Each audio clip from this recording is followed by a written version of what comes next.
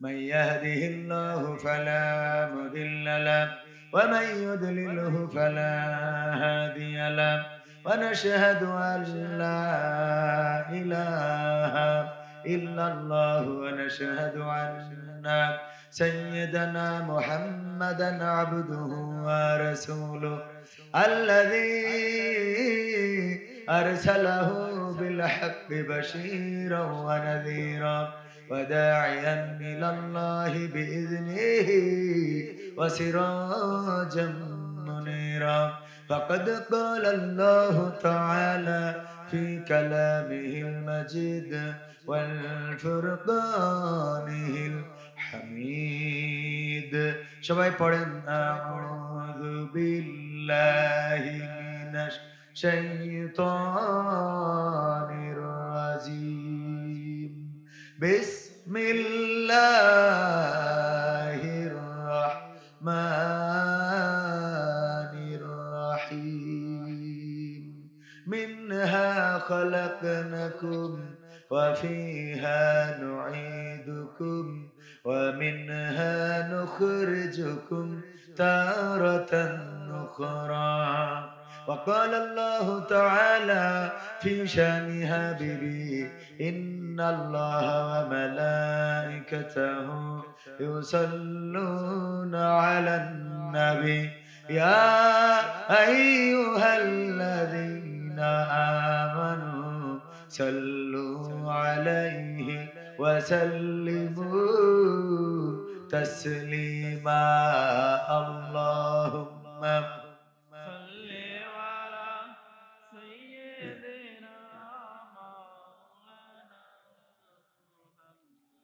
وعلى آل سيدنا এসো হে রাসূল আবার ফিরি আমাদের মাঝে রে নতুন করে খুতবা দিতে কাবার মিনার পরে আল্লাহুম্মা সাল্লি আলা سيدنا مولانا محمد وعلى آل سيدنا لا إله إلا الله لا إله إلا الله لا إله إلا الله لا إله إلا الله لا إله إلا الله محمد رسول الله صلى الله ওরে মরলে মানুষ দাম বাড়ে তার ওরে মরলে মানুষ দাম বাড়ে তার বাঁচতে অবহেলা দুনিয়ার এই রং বাজারে এটা কেমন খেলা দয়াল দুনিয়ার এই রং বাজারে এটা কেমন খেলা দুনিয়ার এই রং বাজারে এটা কেমন খেলা দয়াল দুনিয়ার এই রং বাজারে এটা কেমন খেলা ওরে মরলে মানুষ দাম বাড়ে তার মরলে মানুষ দাম বাড়ে তার বাঁচতে অবহেলা দুনিয়ার এই রং বাজারে এটা কেমন খেলা দয়াল দুনিয়ার এই রং বাজারে এটা কেমন খেলা দুনিয়ার এই রং বাজারে এটা কেমন খেলা দয়াল দুনিয়ার এই রং বাজারে এটা কেমন খেলা বাঁচতে মানুষ কেউ বলে না লোকটা বড় ভালো মরলে বলে তার মরাতে বড় ক্ষতি হলো দয়াল বড় ক্ষতি হলো বাঁচতে মানুষ কেউ বলে না লোকটা বড় ভালো মরলে বলে তার মরাতে বড় ক্ষতি হলো দয়াল বড় ক্ষতি হলো ওরে দেখতে আসে স্বজন সুজন, ওরে দেখতে আসে স্বজন সুজন, ডোবে যখন বেলা। দুনিয়ার এই রং বাজারে এটা কেমন খেলা দয়াল, দুনিয়ার এই রং বাজারে এটা কেমন খেলা, দুনিয়ার এই রং বাজারে এটা কেমন খেলা দয়াল, দুনিয়ার এই রং বাজারে এটা কেমন খেলা।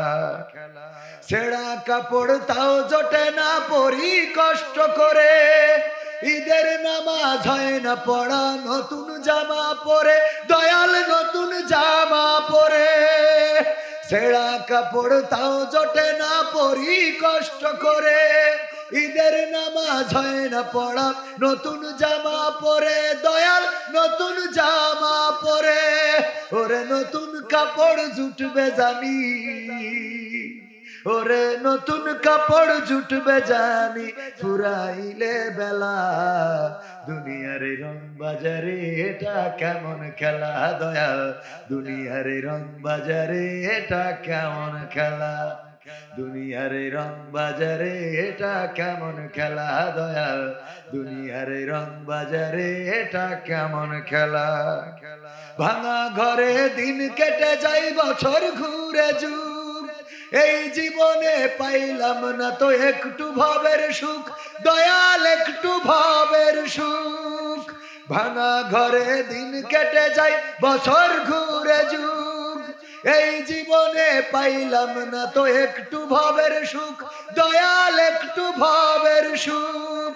ওরে মরলে আসে ঘর বানাতে, ওরে মরলে আসে ঘর বানাতে, করে না অবহেলা। দুনিয়ার রং বাজারে এটা কেমন খেলা দয়াল, দুনিয়ার রং বাজারে এটা কেমন খেলা, দুনিয়ার রং বাজারে এটা কেমন খেলা দয়াল, দুনিয়ার রং বাজারে এটা কেমন খেলা। ওরে মরলে মানুষ দাম বাড়ে তার, ওরে মরলে মানুষ দাম বাড়ে তার, বাঁচতে অবহেলা। দুনিয়ার রং বাজারে এটা কেমন খেলা দয়াল, দুনিয়ার রং বাজারে এটা কেমন খেলা, দুনিয়ার রং বাজারে এটা কেমন খেলা দয়াল, দুনিয়ার রং বাজারে এটা কেমন খেলা। সবাই বলা যাবে না, সবাই বলা যাবে না, সবাই এই হলো, সবাই এই হলো, হ্যাঁ সবাই জোরে বলেন। হ্যাঁ দেখেন, সবার কণ্ঠস্বর যদি সোচ্চার থাকে তাহলে আমাদের দেশ পথ হারাবে, ঠিক না বেঠিক? আর যদি মনে করেন যে না অনেক লোক আছে তাহলে আবার এই দেশ পথ হারাবে। আল্লামা সাঈদী বলেছিলেন, এমন গাঢ় কালো অন্ধকার অমানিসার রাত নেমে আসবে যার সুবহে সাদিক হওয়া অসম্ভব। এবং বাংলাদেশের মানুষ সেটার প্রমাণ পেয়েছে না পায় নাই? সুতরাং সফলভাবে প্রতিবাদী হয়ে উঠতে হবে, যেভাবে প্রতিবাদী হয়েছিলেন শান্ত মুগ্ধ, যেভাবে প্রতিবাদী হয়েছিলেন আমাদের অন্যান্য শহীদ, 5ই আগস্টে শহীদ, জুলাই বিপ্লবে শহীদ, তারা রাজপথে নেমে প্রমাণ করেছিল আমার ইয়ামিন, আমার মুগ্ধ শান্তরা, তারা বুক পেতে দিয়ে প্রমাণ করেছিল আমরা রক্ত দেব, জীবন দেব, কিন্তু বাংলাদেশে স্বৈরাচার আর মেনে নেব না, ঠিক না বেঠিক? বিনিময়ে একটি লাল সবুজের পতাকা, এটা রক্ষণাবেক্ষণ আমরা করতে পেরেছি। কারণ আপনারা দেখেছেন মেজর ডালিমের সাক্ষাৎকারে বা তার টক শোতে বা তার আলোচনায়, 2 ঘন্টা কত মিনিটের আলোচনায় বাংলাদেশের ইতিহাসটাই বদলে গেছে, ঠিক না বেঠিক? একেবারে সবাই ডালিম ডালিম করে পাগল। যেই খুনি, অনেকেই খুনি বলে, উনি বিপ্লবী, উনি কি বিপ্লবী? খুনি নয়। আন্দোলনে সংগ্রামে বিশেষ করে প্রশাসনের যারা থাকে, পুলিশ, আর্মি, বিডিআর, বিজিবি, এরা খুনি হয় না, এরা আইনের লোক, আইন যা বলে সেটা করে। ওরা কি খুনি হয়? ওরা আইনের শাসন বাস্তবায়ন করে। তো মেজর ডালিম এই বাংলাদেশ যখন বাকশাল কায়েম করে স্বাধীনতা খর্ব করা হচ্ছিল, তখন সোচ্চার হয়েছিল, বাংলাদেশে একটি গণবিপ্লব ঘটিয়ে বাংলাদেশের মানুষের আবার স্বাধীনতা এনে দিয়েছিলেন। বাংলাদেশের মানুষ ওই দিন জানাজায় যায় নাই, কিন্তু মিষ্টি বিতরণ করেছে, ঠিক না বেঠিক? আবার সেই লোকটা 50 বছর পরে যখন লাইভে এসেছে, সেই লাইভ 50 বছর না এরকম লাইভে আসার পরে কত মানুষ 8 লাখের উপরে লাইভ স্ট্রিমে জয়েন করেছে। একজন খুনি, তাদের ভাষ্য মতে তাকে দেখার জন্য এত লোক লাইভে থাকে, কথা কয় না। তার মানে এই দেশের মানুষ কি খুনিকেই ভালোবাসে? আসলে খুনিকে না, জালিমের বিরুদ্ধে যে কণ্ঠস্বর জেগে ওঠে সেই কণ্ঠস্বরকেই ভালোবাসে। পিনাকি ভট্টাচার্যের নাম শুনেছেন? সবাই চেনেন না? চেনেন? মিজানুর রহমান আজহারীর যেমন চেনেন, পিনাকিরও তেমন চেনেন, ঠিক কিনা? কারণটা কি? কারণ হলো এই মানুষের ভাষা, মানুষের মুখের ভাষা, বুকের ভাষা বুঝতে সক্ষম হয়েছে, যার জন্য পিনাকি ভট্টাচার্যেরও মুসলমানরা ভক্তি করে না, করে না, হক কথা বলে বলেই আমরা তাদেরকে পছন্দ করি। ভাইরা আমার, এই জন্য মাঝে মাঝে কণ্ঠস্বর আওয়াজ দিতে হবে, না দিলে ক্ষতি হবে। ওই সেই পীরের দরবারে যে সাপ যেমন মুরিদ হয়েছিল, জানেন না আপনারা? সাপ বললো যে মুরিদ করে দেন, বললো তুমি তো মানুষের কামড়াও। কয় আমি কামড়াবো না, মুরিদ যাও জিকির করবা সকালে বিকালে, সকালে বিকালে আপনাদের খেতে রাইলে। আমার ভাইজান ঢাকা থেকে এসে বাড়ি ছাগলের ঘাস নাই কাটতে গেছে, কিন্তু ঢাকায় থাকে তো দড়ি নিতে মনে নাই, কারণ এগুলো তো মনে থাকার কথা না। ঘাস কিছু কেটে নিয়ে বাঁধবে কি দিয়ে খুঁজে পায় না। সন্ধ্যাবেলা সূর্য ডুবে গেছে, তার চারিদিকে দৌড়াদৌড়ি করতে করতে দেখি আলের পরে একটা পড়ে আছে কলার সুবলা। কি মনে করেছে? কলার সুবলা বলে আমাদের ওদিকে, কলার খোলা বা কলার খোসা। এটা মনে করে এই কায়দা করে ঘাস বেঁধে নিয়ে বাড়ি চলে আসছে। খুলে দিলে একেবারে ঘাড় বেঁকায় পীরের কাছে যে কয় আমি তো আমার তো খেলা ফাইনাল। কি হয়েছে? ওগো পীর সাহেব, আপনি বললেন আমি যেন মানুষকে অনিষ্ট না করি, আমি যেন মানুষকে না কামড়াই। আপনার কথা আমি রেখেছি। সকাল বিকাল সন্ধ্যায় জিকির করতে বললেন। আমি চুয়াডাঙ্গার আলমডাঙ্গার মাঠে ধান খেতে রাইলের পরে জিকির করছিলাম। হঠাৎ করে ঢাকা থেকে এসেছে এক স্টুডেন্ট, ও এসেছে ঘাস কেটে দড়ি খুঁজে পাইনি, আমার দেবাইতেছে। দেখেন আমার মাথার পাশা কি আছে, খাওয়ার জায়গাও শেষ, হাগার জায়গাও শেষ, দুইটা জায়গা শেষ। যেমনে ঢুকাবো আর যেই জায়গা দিয়ে বের করবো দুইটা একেবারে ইচ্ছা করে কষেছে। পীর সাহেব বলে তুমি ওখানে কি কোনো কিছুই করো নাই, কেন কেমনে করবো? আপনি তো বলেছেন মানুষকে কামড়ানো যাবে না। পীর সাহেব বলল আমি বলেছি মানুষকে কামড়ানো যাবে না, কথা সত্য, কিন্তু তোমারে তো ফনা তুলে ফোঁস করতে নিষেধ করি নাই। তুমি যদি ফনা তুলে ফোঁস করতে, তাইলে ও ওই মাঠ থেকে তো দৌড়াইতো ঢাকাই থাকে, লুঙ্গি ভালো পরা বোঝে না, ও লুঙ্গিও রেখে আসতো ওখানে, ঠিক না বেটে? মাঝে মাঝে ফোঁস করবেন। দেখেন কত আন্দোলন হয়ে গেল। যারা বলে 5 আগস্টে আমরা স্বাধীনতা পেয়েছি, আমি বলি স্বাধীনতা এখনো পাই নাই, এখনো স্বাধীনতা আসে নাই, এখনো বাংলাদেশ স্বাধীন হয় নাই।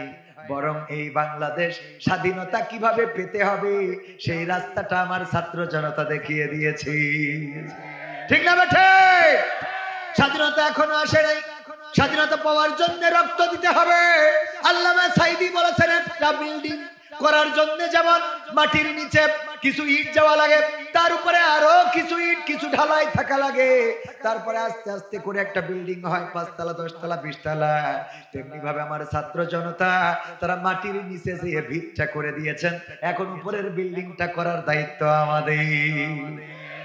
সাহস নিয়ে দাঁড়িয়েছো তাই মুক্ত হয়েছে জমিন, সাহস করে দাঁড়ালে আর একবার কায়েম হয়ে যাবে দিন। নয় নয় নয় আর কোন ভয়, আনতে হবে দিনের বিজয়। নয় নয় নয় আর কোন ভয়, আনতে হবে কোরআনের বিজয়, কোরআনের বিজয়। যারা ভেবেছিল ছাড়বে না আর ক্ষমতার ওই মাসনদ, দেখেছে তারা রবের পাকড়াও কি করে করে নাস্তানাবুদ। যারা ভেবেছিল ছাড়বে না আর ক্ষমতার ওই মাসনদ, দেখেছে তারা রবের পাকড়াও কি করে করে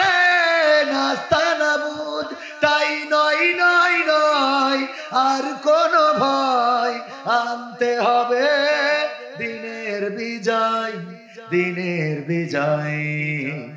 মানুষের সাথে যারা করেছে দুশ্মনী, করেছে বাড়াবাড়ি, দেশের বুকে তাদের হয়নি তো জায়গা, যেতে হলো মামার বাড়ি। মানুষের সাথে যারা করেছে দুশ্মনী, করেছে বাড়াবাড়ি, দেশের বুকে তাদের হয়নি তো জায়গা, যেতে হলো মামার বাড়ি। তাই নয় নয় নয় আর কোনো ভয় আনতে হবে দিনের বিজয়, দিনের বিজয়। কাবা রক্ষায় যেই মহারব পাঠিয়েছিলেন আবাবিল, আজও তিনি দয়াময় তেমনই আছে, বদলেনি তো এক দিল। কাবা রক্ষায় যেই মহারব পাঠিয়েছিলেন আবাবিল, আজও তিনি দয়াময় তেমনই আছে, বদলেনি তো এক দিল। তাই নয় নয় নয় আর কোনো ভয় আনতে হবে দিনের বিজয়, দিনের বিজয়। সাহস নিয়ে দাঁড়িয়েছ তাই মুক্ত হয়েছে জমিন, সাহস করে দাঁড়ালে আর একবার কায়েম হয়ে যাবে দিন। ঠিক না বেঠে? সাহস নিয়ে দাঁড়িয়েছিল। ওই ঢাকা ভার্সিটির টিচার বলেছিল, যদি সবাই মৃত্যুকে ভয় পায় তাইলে ওরা সবাইকে মারবে, আর যদি সবাই মৃত্যুকে ভয় না পায় তাইলে ওরা কাউকে মারবে না, সুতরাং রাজপথে থাকতে হবে। আমার একজন বোন বলেছিল, সামনে স্বাধীনতা পিছনে পুলিশ, সুতরাং স্বাধীনতার দিকে এগিয়ে যাব। ঠিক না বেঠিক?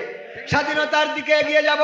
ছোট্ট বাচ্চা শিশু, এখনো অনেকের ভাষায় আঞ্চলিকতায় বলে মুখ টিপলে যাদের এখনো দুগ্ধর গন্ধ পাওয়া যায়, সেই শিশুরা বলল, আমরা সাইদ হতে চাই, আমরা মুগ্ধ হতে চাই, আমার সাইদের রক্তের বদলা নিতে এসেছি, আমার সাইদের রক্তের বিচার চাইতে এসেছি, বক্ষ পেতে দেব, মৃত্যুকে ভয় পায় না, আবু সাইদের মতো শহীদ হতে আপত্তি করি না।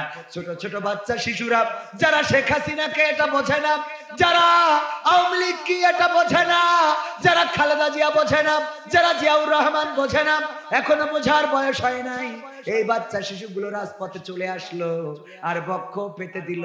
এই দায়িত্ব, এই কাজগুলো হলো, বলেন আমাদের কারণে না, আল্লাহ করিয়েছেন। কে করিয়েছেন? এই ছোট বাচ্চা শিশুরাই ছিল আবাবিল। এরা ছিল কি? আবাবিল, ঝাঁকে ঝাঁকে পাখি। ওরা এসেছিল রাজপথে, দাঁড়িয়েছিল, সুতরাং একটি সুন্দর সমাজ তাদের মাধ্যমে প্রতিষ্ঠিত হয়েছিল। সুতরাং আমরা যারা কোরআনের আইন চাই, তাদেরকে ওই সাইদের মতো, মুগ্ধের মতো রাজপথে দাঁড়াতে হবে। বাতিলের সাথে কোনো আপোষ করা চলবে না। আগামীর দিন যদি কোরআনের দিন আনতে হয়, আগামীর দেশে যদি কোরআনের রাজ কায়েম করতে হয়, তাহলে অবশ্যই রাজপথে থাকার বিকল্প নাই। কারণ বাতিলেরা তারা কিন্তু নানান ভাবে আমাদের মিজানুর রহমান আজহারী ভাই বললেন যে এক দল খেয়ে গিয়েছে আর এক দল খাওয়ার জন্য বসে আছে। এই কথা বলাতে হঠাৎ করে খেপে গেছে। আজকে আমরা একটা অভিনয়ের মাধ্যমে তুলে ধরেছি, বলতেছে যে এই চায়ের দোকানে আজহারী রস চলবে না। কেন চলবে না? মানে এটা আমাদের আজহারী রস চলবে না, এই জন্য চলবে না, চায়ের দোকানদারকে ডেকে নিষেধ করে দিচ্ছে। তো আমি ওখানে আবার আসি, আমি বললাম এই মেম্বার সাহেব, আজহারী রস চালাইলে সমস্যা। আরে কি বলেছে শোনো না, কি বলেছে যে এক দল খেয়ে গেছে আর এক দল খাওয়ার জন্য বসে আছে, রেডি হয়ে আছে। এই কথা বলার সাহস পাইলো কোথা থেকে? আমি বললাম এইটা তো ঠিকই বলেছে। ঠিক বলেছ কি করে? আমি বললাম এটা বলেছে আসলে না, এই যে বলেছে এটা কোন দলকে মিন করে বলেছে? আমি বললাম এটা জামাত ইসলামকে মিন করে বলেছে। কাদের মিন করে বলেছে? কয় আমরা বুঝি না কোন দল খায়। হ্যাঁ, জামাত ইসলাম খায় তোর কিটা কইছে? আমি বললাম তাইলে তো নাম কারো ধরে নাই, হইতে পারে জামাত ইসলামেরই মনে হয় কইছে। যদি জামাত ইসলামের না বলে থাকে তাইলে আপনারা খেপে গেলেন কেন? কোন কারণে গায়ে লেগে গেল? ওগো আমার ভাইয়েরা, দুর্নীতিবাজদের বিদায় করেছি রক্ত দিয়ে, আন্দোলন করে শহীদ হয়ে এই দেশে রক্ত দিয়েছি, হাজার হাজার ছাত্র জনতা রক্ত দিল। আর বাংলাদেশের টাকা যারা পাচার করলো, আমি বলেছি অনেকেই ছিল আগের জামানায়, আগের সময় 16টা বছরে সন্তানকে পড়িয়েছে আমেরিকায়, লন্ডনে, বাড়ি বানিয়েছে বেগম পাড়ার কানাডার বেগম পাড়ায়। আর কি করেছে? টাকা রেখেছে সুইজারল্যান্ডের সুইস ব্যাংকে, ব্যবসা বাণিজ্য করার জন্য গিয়েছে দুবাই, ফ্ল্যাট কিনেছে বুর্জ খলিফায়। তারপরে আরো কি করেছে?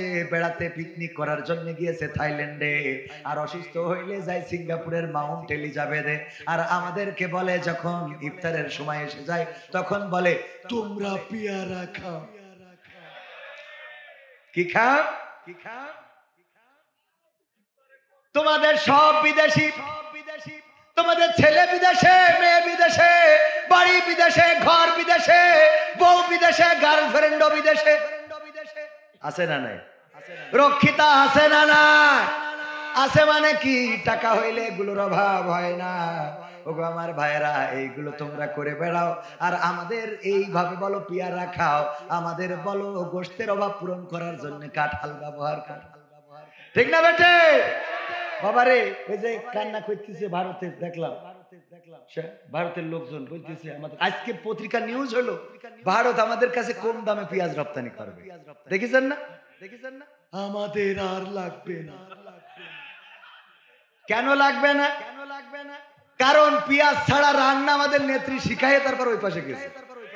এখন কম দামে দিবি কেন? কারণ ওই পাশেও শিখাচ্ছে যে পেঁয়াজ ছাড়া কি করে রান্না। এই জন্য ও দেশেও খেলছে না, আমাদেরও লাগছে না। এখন পেঁয়াজ কোনে নিয়ে যাবে। ঠিক না বেটে? আমরা শিখে গিয়েছি পেঁয়াজ ছাড়া কেমন করে রান্না করে খেতে হয়। সুতরাং দাদারা, পেঁয়াজ দিয়া লাগবে না, গরু দিবা না, কোনো অসুবিধা নাই। কারণ আমরা কাঁঠাল দিয়ে গোশতের অভাব পূরণ করা শিখেছি। ঠিক না বেটে? সৌদি আরব যদি খুরমা না দেয় অসুবিধা নেই, আমরা পেয়ারা দিয়ে ইফতার করা শিখেছি। ঠিক না বেটে? সব শিখলাম। আবার বেগুন যদি না হয়, বেগুনের দাম যদি বেশি হয়, কুমড়ো দিয়ে বেগুনি বানাবো, সেটাও শিখেছি। হ্যাঁ, সব শিখা আছে। সুতরাং টেনশনের কোনো কারণ নাই। যদি পারো, আমাদের নেত্রী, আমাদের সম্পদ তোমরা তো নিয়ে গিয়েছাও। 71 সালে আমাদের মিল, কলকারখানা, জুট মিল, মেশিন, টাকা পয়সা, পানি, নদী, নালা, মাটি, সীমানা সব নিয়ে গিয়েছাও। মনে যা চেয়েছে হাজার হাজার কোটি কোটি টাকার জিনিস নিয়ে গেলে। আর এই স্বাধীনতার সময় 5ই আগস্টে আবার আমাদের এত উন্নয়ন যে করে দিলে, তার গড়ে নিয়েছিল। কিরাম লাগে, কত বড় শয়তান। আমি কই হাসিনার নামে কেস করলাম, মোদির নামে কর। আমাকে টানেল দিলে, পদ্মা সেতু দিলে, বিল্ডিং দিলে। আমাদের সেক্রেটারি জেনারেল, তাই তো, আমাদের জেলা সেক্রেটারি, উনার বাড়ি থেকে, সহকারী সেক্রেটারি জেনারেল, ওনার বাড়ি থেকে বেগম সাহেবা বলেছিল যে আমার একটা আইফোনের খুব শখ। তো ইয়ানো তুলে তো আর আইফোন হয় না, কারণ ওইটা তো আমাদের হিসেব দিতে হয়। অন্যদের উপর থেকে নিচের দিকে আসে, আমাদের নিচের তো উপর দিকে পাঠাতে। ঠিক না বেঠিক? উল্টো। তো এখন এই অবস্থার মধ্যে তাও যা কষ্ট মষ্ট করি, হ্যানে হানে তাল বাইনা করি, একটা আইফোন কিনে যেদিন দিয়েছে স্ত্রীর হাতে, ওই দিন হঠাৎ টেলিভিশনে খবরে দেখে বলতেছে, এই মোবাইল কে দিয়েছে? শেখ হাসিনা দিয়েছে। এবার বলছি, তোমার জামাত করতে কয় কিটা? তুমি একটা ফোন চাইছি, ভালোবাসার জায়গা থেকে নিজে কিনে না দিতে পারো, দিয়ে না, তো বলে হাসিনার ফোন আমার কাছে দিতে চাও। এই সংসারে কি একটা বিধিখিস্ত অবস্থা। কথা কি বোঝা গেছে? এই মোবাইল কে দিয়েছে? সব উড়া দিয়েছে, আর আমরা বসে বসে ঘোড়ার ঘাস খাই। এই জন্য যে বিদেশিরা রেমিটান্স বন্ধ করে দিয়েছে, সেই পলক কাঁদতেছে, টাকা। ঠিক না বে? ঠিক।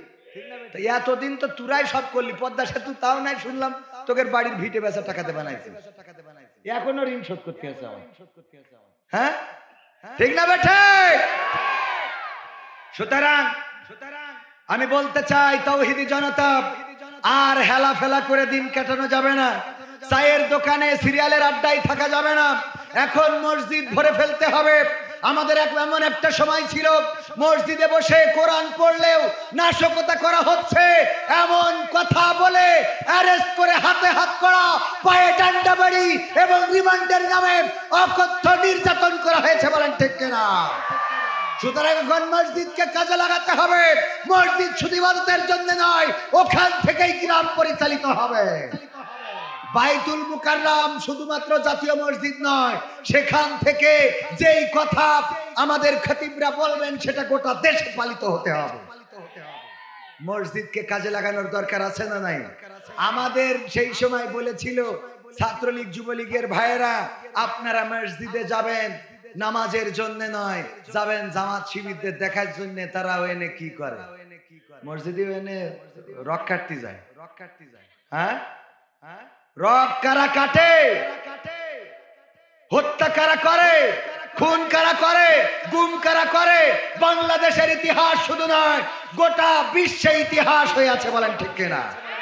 গোটা বিশ্ব জেনে গেছে যে এই কাজগুলো কারা করে আর কাদের নামে চালায়। ঠিক না বেঠে? মন্দিরে হামলা, মূর্তি ভাঙা, জামাতের আমিরের নামে কেস, ও চোখি দিয়ে পারে না, ওর নামে কথা কয় না। ঠিক না বেঠে? আবার দাদারা অভিযোগ করলো এই দেশে সংখ্যালঘু নির্যাতন হচ্ছে। কি লঘু? আপনার এলাকায় কোন হিন্দুকে 5ই আগস্টের পরে পিটানো হয়েছে, মারা হয়েছে? মাথা না কাটলে নাকি বেরোতে দিচ্ছে, এরকম ঘটেছে? মানে এই মাথা না পাবে বেরোতে দিচ্ছে না, হয়েছে এরকম কিছু? হয়েছে, ঘটেছে? ঘটে নাই তো। আবার বলে কি থাকবে না বাংলাদেশ, বাংলাদেশ থাকবে না। তোর অসুবিধা কি? না থাক, তুই তো বাংলাদেশের লোক না। এত জলে কেন? জলে, ওদের জলে। আবার বলে যে না কাটলে বের হইতে দিচ্ছে না। আমি বলেছি আমরা তো কাটাকাটির মধ্যেই নেই, আমাদের দেশের হিন্দুরা ওরা কাটুক, ওদের তো কাটার কোনো বিধানই নেই, দরকারই নেই। কিন্তু তোমরা যারা বলছো চলো চলো ঢাকা চলো বাংলাদেশ চলো, আইসো, আমরা তার কাটাই কেসি নিয়ে বসে থাকলাম। তোগের অন্তত কেটে দিব। আর কি করব? যদি কারোর আমরা নাও পাই না গালে, আসার পরে বলবো দাদা কেটে এসেছেন নাকি গিয়ে কাটবেন? কে কথা ঠিক আছে তো? ওগো আমার ভাইরা, আমি আলোচনায় যাব সূরা তাহার 55 নম্বর আয়াত। যে আয়াতটা আমাদের সবার মুখস্থ আছে না নাই? সূরা তাহার 55 নম্বর আয়াত। এই আয়াতে কারিমা তেলাওয়াত করেছি, সবার মুখস্থ। এটা কখন লাগে আমাদের? কবরে মাটি দেওয়ার সময়। অথচ আমরা এই আয়াতের পরে জুলুম করি, আমরা বুঝতেও পারি না এই আয়াতটা কবরে যে পড়ার জন্য বলেছে কি আমি খুঁজে পাইনি। আমরা কেন ওখানে যে পড়ি জানি না, তবে আমরা সুবিধাবাদ জিন্দাবাদ এই নীতিতে বিশ্বাসী। ঠিক না বেঠে? সুবিধাবাদ জিন্দাবাদ। আমরা দেখি ওই যে সূরা কাফিরুনের ব্যাখ্যা করে সংসদেও বলে লাকুম দীনুকুম ওয়ালিয়া দিন, তোমাদের দিন তোমাদের জন্য, আমাদের দিন আমাদের জন্য। এই ব্যাখ্যা খুব কায়দা করে করে। অথচ আমার আল্লাহ যে আরো বলেছে ইউরিদুনা লিউতফিউ নূরাল্লাহি বিআফওয়াহিহিম আল্লাহু মুতিম্মু নূরিহি ওয়ালাউ কারিহাল কাফিরুন হুয়াল্লাযী আরসালা রাসূলাহু বিল হুদা ওয়া দীনিল হাক্কি লিইয়ুযহিরাহু আলাদ দীনি কুল্লিহি ওয়ালাউ কারিহাল মুশরিকুন। আমার আল্লাহ বললেন ওরা চায় মুখের ফু দিয়ে ইসলামের আলোকে নির্বাপিত করে দেবে, কিন্তু আমি আল্লাহ চাই কোরআনের আলোকে প্রজ্বলিত করে রাখবো যতই হোক না কেন। শুধু তাই নয়, আল্লাহ রাব্বুল আলামিন পরবর্তী আয়াতে বলে দিলেন আমি রাসূলকে দিন হুদা সহকারে, হেদায়েত সহকারে, দিনে হক সহকারে পাঠিয়ে দিলাম, এই জন্য যে তিনি সকল দলের উপরে, সকল মতের উপরে আমি আল্লাহর দিনকে বিজয়ী করে দেখাবি। সেই আল্লাহর দিনের দল কোনটা? ইসলামের দল না অন ইসলামের দল? কোন দল? ইসলামের দল। আরে ইসলামের দলের পক্ষে থাকার দরকার আছে না নাই? ওগো আমার ভাইরা, এই জন্য আমি জায়াতে কারিমা তেলাওয়াত করেছি। অনেকেই সুবিধাবাদ জিন্দাবাদ রাখে, লিখে রাখে। কি লিখে? যে গাছ লাগান, পরিবেশ বাঁচান, আর পৃথিবীর সব গাছ কেটে গাড়িতে তুলেছে। ঠিক না বে ঠিক? যেই টিরাকে লিখে রেখেছে গাছ লাগান পরিবেশ বাঁচান, ওর টিরাকে গাছ ছাড়া আর কিছু পায় না। তার মানে ওর গাছ লাগবে, এই জন্য পাম মাইতে। হ্যাঁ, এরকম সুবিধাবাদ জিন্দাবাদ। বাসের মধ্যে যদি ওঠেন, হেল্পারে যদি জিজ্ঞেস করেন যাবো তো চুয়াডাঙ্গায়, সিট আছে? সিট ভরা বাসের মধ্যে, আসেন সাইড নিয়ে নিয়ে উঠো। আমার সেক্রেটারি উঠে দেখে যে সিট আছে ঠিক, খালি নেই। সিট আছে কিন্তু খালি নেই। মিজাজ খারাপ হয়ে গেছে, হেল্পারের কলার ধরবে, হঠাৎ করে দেখে বাসে লেখা রয়েছে নিশ্চয় আল্লাহ ধৈর্যশীলদের পছন্দ করে। বুদ্ধি আছে না নাই? নিশ্চয় আল্লাহ ধৈর্যশীলদের পছন্দ করেন। ব্যাস, সেক্রেটারি চিন্তা করলো আল্লাহ বলি ধৈর্য ধরতে, যা ধৈর্য ধরলাম, ব্যাস উনার বেশি গেল। এইভাবে বাসে ওই যে আমার আব্বা বলতো যে এক মুরব্বী উঠেছে, কোলের মধ্যে তার বুড়ি নিয়ে বসে আছে জড়াইতে। তো আর এক মুরব্বী ওই দেখে যুবকরা হাসাহাসি করতেছে, কি রে এ বুড়ো মানুষ, ওর এই বুড়ো বয়সে ওরকম করে ধরতে হবে কেন? আমরা না হয় লাইলাতুল ফেব্রুয়ারিতে যা করি। হ্যাঁ, মনে আছে তো? খেলা হবে। হ্যাঁ, ঠিক আছে যুবকেরা, এলার্ট আছো? কথা হবে এখনো ইনশাআল্লাহ। থাকবেন শেষ পর্যন্ত? থাকা যাবে নাকি শয়তানে উঠাই নিয়ে যাবে? ইয়া আইয়ুহাল্লাযীনা আমানু দুখুলু ফিস সিলমি কাফা ওয়া লা তাত্তাবিউ খুতুওয়াতিশ শাইতান ইন্নাহু লাকুম আদুউম মুবিন। আল্লাহ বলছে তোমরা পরিপূর্ণভাবে ইসলামের মধ্যে দাখিল হয়ে যাও, শয়তানের পদাঙ্ক অনুসরণ করো না, নিশ্চয় সে তোমাদের প্রকাশ্য। এখানে বসে আছেন, কোথায় বসে আছেন? জান্নাতের বাগানে। কোন বাগানে? তো জান্নাতের বাগান থেকে শয়তান কি কাউকে চায় জান্নাতে নিতে? শয়তান চায়? তো এই বাগানে বসে থাকার পরে শয়তান যদি কারো বের করে নিয়ে যেতে পারে, এটা হলো শয়তানের সফলতা। কার সফলতা? শয়তানকে যারা সফল করতে সহযোগিতা করে, ওরাও আর এক শয়তান। ঠিক না বে ঠিক? ওরাও কি আর এক শয়তান। ওদের যেভাবেই বলেন, যেভাবেই করেন, ওই শয়তানগুলো ঠিক রাখতে পারবেন না। কারণ হলো যে জান্নাতে আল্লাহ তো সবাইকে নেবে। জান্নাতে সবাই যাবে। এই জান্নাতের বাগানে যে বসতে পারে না, পরকালের জান্নাতের বাগান চাও, এত সোজা মনে করি না। আমি গতকালকে আলোচনায় বলেছি যে আমার আগে ধরি আল্লাহ যদি শাস্তি দেয়, প্রথম শাস্তি দেবে তুই। আমি বলেছি আল্লাহ রাসূল বলে দিয়েছে যে সবচেয়ে ছোট জান্নাত পাবে, সেই জান্নাতটার পরিধি হবে এই দুনিয়ার কয় গুণ? 10 গুণ বড়। একজন গাঞ্জাখোর 100 টাকা দিলে আমি তার জান্নাতুল ফেরদাউস, আল্লাহ মাকসাদ 100 টাকা দিয়ে তুই জান্নাতুল ফেরদাউস দিয়ে দে। আল্লাহ কবে তুই 100 টাকায় জান্নাত বেচলি কি করে? ও গাঁজা খেয়ে কুল পায় না। 10 দুনিয়া সমান তোর আলমডাঙ্গায় জমি কিনতে গেলে 1 শতক তো 30 লক্ষ টাকা লাগে, আর তোর 10 দুনিয়া সমান একটা জান্নাত তুই 100 টাকায় দিয়ে বসে রয়েছিস। কথা কয় না। এত সোজা মনে করি না। মনে করেন কবির মনে হয় জান্নাতে যাবো, এত সোজা না। বাটাম আগে এইটা খাবো, তারপরে আপনাদের। আল্লাহ এত সহজ মনে করেন। রাতের পর রাত, দিনের পর দিন, তাহাজ্জুদের পরে তাহাজ্জুদ, রক্ত, জীবন, শহীদ। আল্লাহর নবীর সাহাবীরা কিভাবে জীবন দিয়েছেন। যায়েদ বিন হারিস বিশ্ব নবী পালক পুত্র বলল যে মা, আমার মা তো আম্মা আয়েশা রাদিয়াল্লাহু তাআলা আনহা, আর আপনি বলেছেন ব্যাস চলে গেলাম। জাফর স্ত্রী বলতেছে আল্লাহ আমার স্বামীকে তুমি গাজী বানাইয়ে পাঠাইও। জাফর বলতেছে আমার আগেও একটা আছে পরেও একটা আছে, আমি যে আজকে মরবইটা নিচ্ছি। আল্লাহু আকবার বলবেন না? সন্তানরা কান্নাকাটি করতেছে, আব্বা কোথায় যাচ্ছ, আর তো দেখা হবে না। একবারও পিছনের দিকে তাকায় নাই। আব্দুল্লাহ বিন রাওহা বিয়ে করেছে, বাসরের রাত। আল্লাহ রাসূল বললেন আব্দুল্লাহ বিন রাওহা তোমারে তৃতীয় সেনাপতি করতে চাই। বললো এটা তো আমার সৌভাগ্য। চলে গেলেন যুদ্ধের ময়দানে, 3 জনই শহীদ। ঘটনা মুখস্থ আছে না সবাই? আছে না নাই? সব মুখস্থ। এত কষ্ট করে তারা জান্নাতে গেছে, আর আপনি বিড়ি টানেন। আরে মাহফিলি আমার ভাই বললো যে কোরআনের মাহফিল 100 টাকা দেন, আর আমি জান্নাতে পাঠাই দিলাম। এত সোজা, এত সহজ না। এত সহজ মনে করেন না। অনেকেই বলে মুসলমান হয়েছে যখন জান্নাতে যাবো।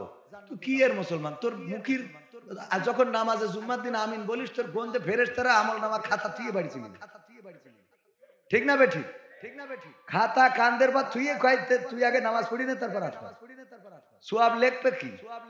এত গন্ধ, এত দুর্গন্ধ। এই যুবকেরা ওই জায়গায় ওইগুলো কোন উৎকাট যুবক? এগুলো এই উৎকাট গুলো আসছিল কে জন্য মাহফিলে? হ্যাঁ, এগুলো ছাত্রলীগ যুবলীগের পোলাপান। এদের কোরআন ভাল লাগে না, এগুলো কোরআন ভালো লাগে না, হক কথা ভালো লাগে না। যেইগুলো চলে যাবে বুঝে নেবেন। আমি মাঝে মাঝে উদাহরণ দিতে বলি, আমার সেক্রেটারির কথা না বলি, এবার আমিরের কথা বলি। আমির সাহেব উনি বাড়িতে মুরগি পালন করে, ওনার স্ত্রী মুরগি পালন করে, 10টা ডিম দিয়েছে। কয়টা? তো 10টা ডিম দেওয়ার পরে 5টা ডিম ওনার আত্মীয় আসিছিল, শ্বশুর, কায়দা করে যত্ন করে খাওয়াইতেছে। বাকি আছে কয়টা? মুরগি যখন তাওয়া লাগা হয়েছে, আপনারা তো তাওয়া লাগা বোঝেন, তাওয়া লাগা হওয়ার পরে আমাদের আমির মানে ম্যাডাম বলতেছে, ম্যাডাম আমির আর কি বলতেছে যে এই 5টা ডিম বসাইলে তো লস হবে, আর 5টা ডিম খুঁজে নিয়ে আসো। তো দায়িত্বশীল উনি কর্মীদের বলি যে যদি 5টা ডিম পাওয়া যায় দেখো। তো একজন বললো আমার বাড়ি আছে কিন্তু হাঁসের ডিম, তাও এনে দাও, অন্তত বাড়ি ঠান্ডা করে নি। তো এই নিয়ে দেশে ওই হাঁসের ডিম মুরগির পেটের নিচে দিলে ফুটবে না ফুটবে না?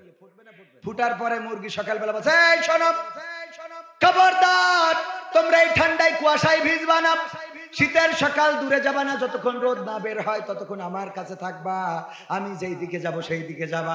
সুন্দর করে ওয়াজ করে নিয়ে যখন নিয়ে বেড়াচ্ছে, 5টা মুরগির বাচ্চা মুরগির কাছে থাকে, আর যে 5টা হাঁসের বাচ্চা ওইগুলো যেই দিকে পানি ওই দিকে দৌড় দেয়।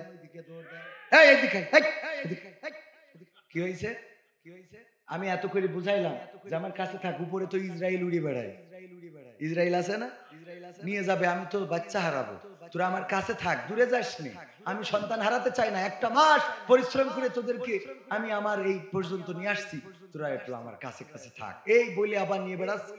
কাছে ছিল টিউবওয়েলের যে পচা খানা, আপনারা খানা বলেন, গর্ত বলেন, যাই বলেন, ওই জায়গার পানি দেখি হাঁসের বাচ্চা 5টা সাথে সাথে নাইমে কিলিবিলি কাকে বলে, একেবারে ঘাড়ের পরে দিয়ে নাসা নাসি নাসা নাসি। মুরগি বলছে আমার বুঝা শেষ, আমার বুঝা শেষ, আমি যে 10টা বাচ্চা মানুষ করতেছি আমার বুঝা শেষ। এই 10টার মধ্যে 5টা হলো আমার জাতের, আর ওই 5টা হলো বেজাতের। ওগুলো আমার জন্মের না বেজম্মা। কি জম্মা? বেজম্মা। আমার জন্মের যদি হতো, আমার জাতের যদি হতো, তাইলে আমার সামিয়ানার নিচে থাকতো, আমার পেটের নিচে থাকতো। ওরা যেহেতু আমার জাতের না, ওদের যাই ওয়াজ করি না কেন, ওরা ওই পচা খানা পচা কাদা পানি ওরা মাখবেই মাখবে। এই কোরআনের ময়দান 1টা মাস ধরে এত সুন্দর করে সাজালো, এত সুন্দর করে লাইটিং প্যান্ডেল মাইকিং প্রচার করলো, আর এখানে যখন আলোচনা হয়, যারা এখানে আসতে পারে না, বসতে পারে না, থাকতে পারে না, ওরা জাতের না, ওরা বেজাতি। ঠিক না ঠিক? ওদের যেইভাবে বলেন থাকবে না। যেমন উহুদের যুদ্ধে আল্লাহর নবী 1000 সাহাবী নিয়ে রওনা করলেন, আব্দুল্লাহ বিন উবাই কাটি করলো, তাতে 300 জন চলে আসলো, ওইগুলো ছিল বেজাতের। কি জাতের? এই জাতীয় বেজাত যুগে যুগে আছে না নাই? আপনি যখন মিছিল করবেন, আমার সেক্রেটারি যদি এখানে বিপদ প্রার্থী হয়, দেখবেন মিছিলে অনেক লোক অনেক লোক অনেক লোক, ওই আবার এই লোকগুলো ভোটের দিন যেয়ে সিল মারবে অন্য জায়গায়, তার মানে ওই অনেক লোকের মধ্যে বেজাত কিছু আছে না নাই? এই বেজাত যারা, ওদের বইলেও বুঝাতে পারবেন না, ওরা সামনের পরে এক কথা, পিছনে আর এক কথা। ঠিক না বেঠে? আর আল্লাহ ওদের ব্যাপারে বলেছেন, ইয়া আইয়ুহাল্লাযীনা আমানু লিমা তাকুলুনা মা লা তাফআলুন। ওগো ঈমানদারেরা শোনো, তোমরা এমন কোন কথা বলো না যা তোমরা কাজে পরিণত করো। অথচ এখন যদি বলি মাহফিল শেষ না করে যাবেন না, এমন কারা কারা রাজি হাত তোলে? তোলার দরকার নেই, যদি বলি সবাই হাত তোলবে, দেখেন সবাই হাত তোলবে, খানিক পরে দেখবেন কুতকুত করে উঠতেছে। এই ঠিক বলছি না ভাই? ঠিক বলছি? কথা মিলাই নেবেন। অনেকেই বলতে পারেন, হুজুর আপনার কথা শুনতে ভালো লাগতেছে না, তাই থাকলাম না। যদি এরম হয় তাহলে চলে যেতে পারেন, আমার কোনো অসুবিধা নেই, কারণ আপনি শুনলেও অসুবিধা নেই, না শুনলেও অসুবিধা নেই। আমি চাই যে আপনি জান্নাতে যেতে আসেন। ঠিক না ভাই? ঠিক। মরহুম আমিরে জামাত অধ্যাপক গোলাম আজম রাহিমাহুল্লাহ বলেছিলেন, এই দেশে দিন কায়েম করে দিতে হবে, এটা আমাদের দায়িত্ব দেওয়া হয়। মূল দায়িত্ব, মূল কথা হলো আমি দিন কায়েমের আন্দোলনে সম্পৃক্ত থেকে মরতে পারলাম কিনা। সত্য বললাম তো মুহতারাম? দিন কায়েমের আন্দোলনে থেকে মরতে পারলাম কিনা, এইটাই হলো মূল দেখার বিষয়, মূল সাবজেক্ট। এটার বাইরে আর কিছু নেই। তো এই কোরআনের মাহফিল প্রতিদিন হয় না, একদিন হয়। একটুখানি বসতে যেয়ে যদি জ্বালা বেঁধে যায়, তাহলে বুঝতে হবে আমাদের সমস্যা আছে না নাই। কোরআন পড়তে ভালো লাগে, কোরআন শুনতে ভালো লাগে, কোরআন জানতে ভালো লাগে, কোরআন মানতে ভালো লাগে না। ঠিক না বেঠে? কোরআন পড়তে ভালো লাগে, কোরআন শুনতে ভালো লাগে, কোরআন জানতে ভালো লাগে, কোরআন মানতে ভালো লাগে না। নামাজেতে পড়লে কোরআন মনটা শীতল হয়, কারির তেলাওয়াত শুনিলে প্রাণ জুড়িয়ে যায়। নামাজেতে পড়লে কোরআন মনটা শীতল হয়, কারির তেলাওয়াত শুনিলে প্রাণ জুড়িয়ে যায়। সেই কোরআনের ব্যাখ্যা দিলে কলিজাতে আগুন জ্বলে, সেই কোরআনের ব্যাখ্যা দিলে অন্তরেতে আগুন জ্বলে। বিরোধিতাও চলে কেন তা জানি না। কোরআন পড়তে ভালো লাগে, কোরআন শুনতে ভালো লাগে, কোরআন জানতে ভালো লাগে, কোরআন মানতে ভালো লাগে না। কোরআন পড়ে কতক লোকে শুরু করতো দিন, তারা আবার চাইতো না দেশে কোরআনের আইন। কোরআন পড়ে দেখতাম ওরা শুরু করতো দিন, তারা আবার চাইতো না দেশে কোরআনের আইন। এটা যে কেমন নীতি, তাই তো এ দুর্গতি করছে মোদের ক্ষতি কেন তা বুঝি না। কোরআন পড়তে ভালো লাগে, কোরআন শুনতে ভালো লাগে, কোরআন জানতে ভালো লাগে, কোরআন মানতে ভালো লাগে না। কোরআন বুকে চুমু খাওয়ার লোকের নাই অভাব, সেই কোরআনের বিরোধিতা আবু জাহেলের স্বভাব। ঠিক না বেঠে? কোরআন বুকে চুমু খাওয়ার লোকের নাই অভাব, সেই কোরআনের বিরোধিতা আবু লাহাবের স্বভাব।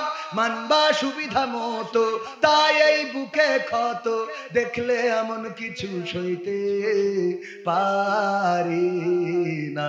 কোরআন পড়তে ভালো লাগে, কোরআন শুনতে ভালো লাগে, কোরআন জানতে ভালো লাগে, কোরআন মানতে ভালো লাগে। এমন মানুষ আছে না নাই? এইখানে কি আছে? আছে? কারা কারা হাত উঁচু করেন? এখানে আছেন কারা? তাও দু একজন ফিলিছে আবেগে আবেগে। আল্লাহ বলছে ইয়া আইয়ুহাল্লাযিনা, আল্লাহ বলছে ওয়াইযা কুরিয়াল কুরআনু ফাসতামিউ লাহু ওয়া আনসিতু লাআল্লাকুম তুরহামুন। যখন তোমাদের সামনে কোরআন পড়া হবে, কোরআন বলা হবে, তখন তোমরা তোমাদের হৃদয়ের কান দিয়ে শুনবে, যাতে করে তোমাদের উপরে আল্লাহর রহমত বর্ষণ হতে পারে। এবং চুপ থাকবে, চুপ থাকবে আর কি করবে? হৃদয়ের কান দিয়ে শুনবে। কথা যখন শুনবেন খালি আবেগে হাত উঁচু করলে হবে? কথা কেন হবে? কতবার হাত উঁচু করলেন নামাজ পড়বো, নামাজ ছাড়বো না, কিন্তু যেদিন হাত উঁচু করেছেন ওই দিনই ফজরের নামাজ পড়েন। ঠিক না বে ঠিক? তাহলে হাত উঁচু করে একটা গুনাহ হলো, নামাজ না পড়ে একটা গুনাহ, আর হাত উঁচু করে ওয়াদা করিলেন তার জন্য আর একটা গুনাহ। খামাখা গুনাহ বাড়াইলেন। ঠিক না বে ঠিক? গুনাহ বাড়ায় না বাড়ায় না? হাত উঁচু করার সময় বুঝে শুনে করতে হবে। আমাদের এক হুজুর বলছিল, মানে ওই ওয়াজ করতেছে টাকা কালেকশনের জন্য, তো টাকা কালেকশন করতেছে 50,000 টাকা দেওয়ার মতো কেউ কি আছেন? 50,000 টাকা এই যুবকদের দেবেন। কেউ রাজি হয় না, রাজি হয় না। সুন্দর করে সুদ দিব। ভাইয়ারা আমার, 50,000 টাকা যদি কেউ দেন, দোয়া করে দেব আল্লাহ যেন কবুল করে, মা বাবার যেন জান্নাতে রাখে, দুনিয়ায় যেন বরকত দান করে। কেউ কোনো কথা বলে না, বলে না, বলে না। হুজুরের হয়ে গেছে মেজাজ খারাপ যে 50,000 টাকা কেউ দিছে, এবার রাগ করি। এই 50,000 টাকা দেওয়ার মতো একজনও কি নাই? হাত উঁচু করেন।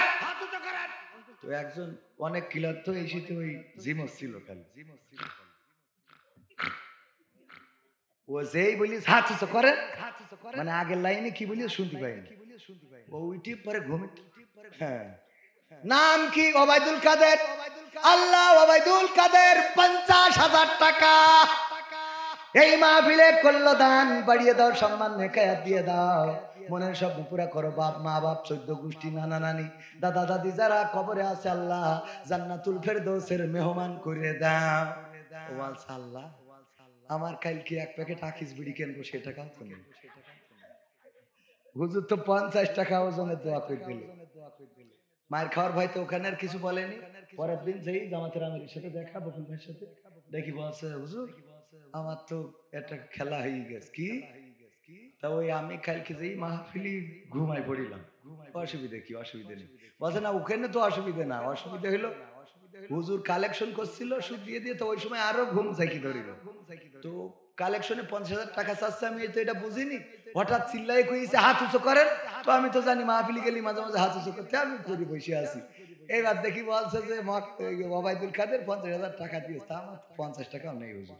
তো বলছে নেই তো এখন কি করবেন, ও তো ভুল ক্রমে হাত উঁচু করে ফেলিছেন, অসুবিধা নেই। বলছে সেও ঠিক আছে, অসুবিধা নেই, কিন্তু অসুবিধা তো অন্য জায়গায়। আবার কে অসুবিধা? অসুবিধা হলো হুজুর আমার মা বাপ দাদা দাদি 14 গোষ্ঠীর জন্য দোয়া করেছে যে আল্লাহ যেন ওকে জান্নাতুল ফেরদাউস দেয়। তা আমি তো এখন টাকা দিতে পারছি না বলে ওকে আবার ফেরত এনে কি জাহান্নামে ঢুকাবে কিনা, এই নিয়ে আমার টেনশন। কারণ আমি তো হাত উঁচু করে কি ওগেরই বিপদে ফেললাম। তো এই জন্য একটু হৃদয়ের কান দিয়ে শোনার দরকার আছে না নাই? কি দিয়ে শুনবেন? হৃদয়ের কান দিয়ে। আমার যুবকেরা, কলিজার টুকরারা, যেখানেই যায় যুবকের সমাগম বেশি। বিশেষ করে ইসলামী আন্দোলন যারা করে তারা তো আছে, আবার এখন নতুন অনেক যুবক হয়েছে, তারা ইসলামী আন্দোলনের পথে হাঁটতে চায়, তারা নিজেদেরকে পরিবর্তন করে নিতে চায়। আর যুবকদের জন্য আমি কিছু কাজের কথা বলে দিই। আমার যারা মাহফিলে আসে তাদের ছোট ছোট কিছু কাজের কথা বলি। তার মধ্যে এখন যেগুলো বলতেছি সেটা হলো 1 নম্বর একটা কাজ দিচ্ছি, যে ফকির দেখলে সালাম দেন। ফকির দেখলে কি করবেন? পারবেন ইনশাআল্লাহ? দিয়েছেন কখন? ফকির দোকানে এসে যদি দাঁড়ায়, ওর দিকে তো তাকানো, সালাম দেয়া তো দূরের কথা, এসে হাত বাড়ায় বসে থাকে, নিজের কাজ নিজে করি। ঠিক না বেঠিক? আমিও করি, আমিও এখনো এত ফাজি সাহেব হইনি। আবার ফকিরও এখন সেই জাতের ফকির নেই, আগে তো অভাবে ভিক্ষে করতো। আমার বাড়ির সামনে ভ্যানে করি ফকির কৃষি করি, তো ভ্যানে ফকির আরামসে শুনি।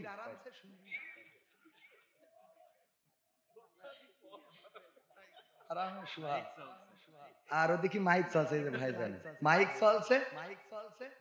ফকির এসে দুয়ারে দান করেন গো ভাই, দুনিয়াতে দান করিলে পরকালে পায়।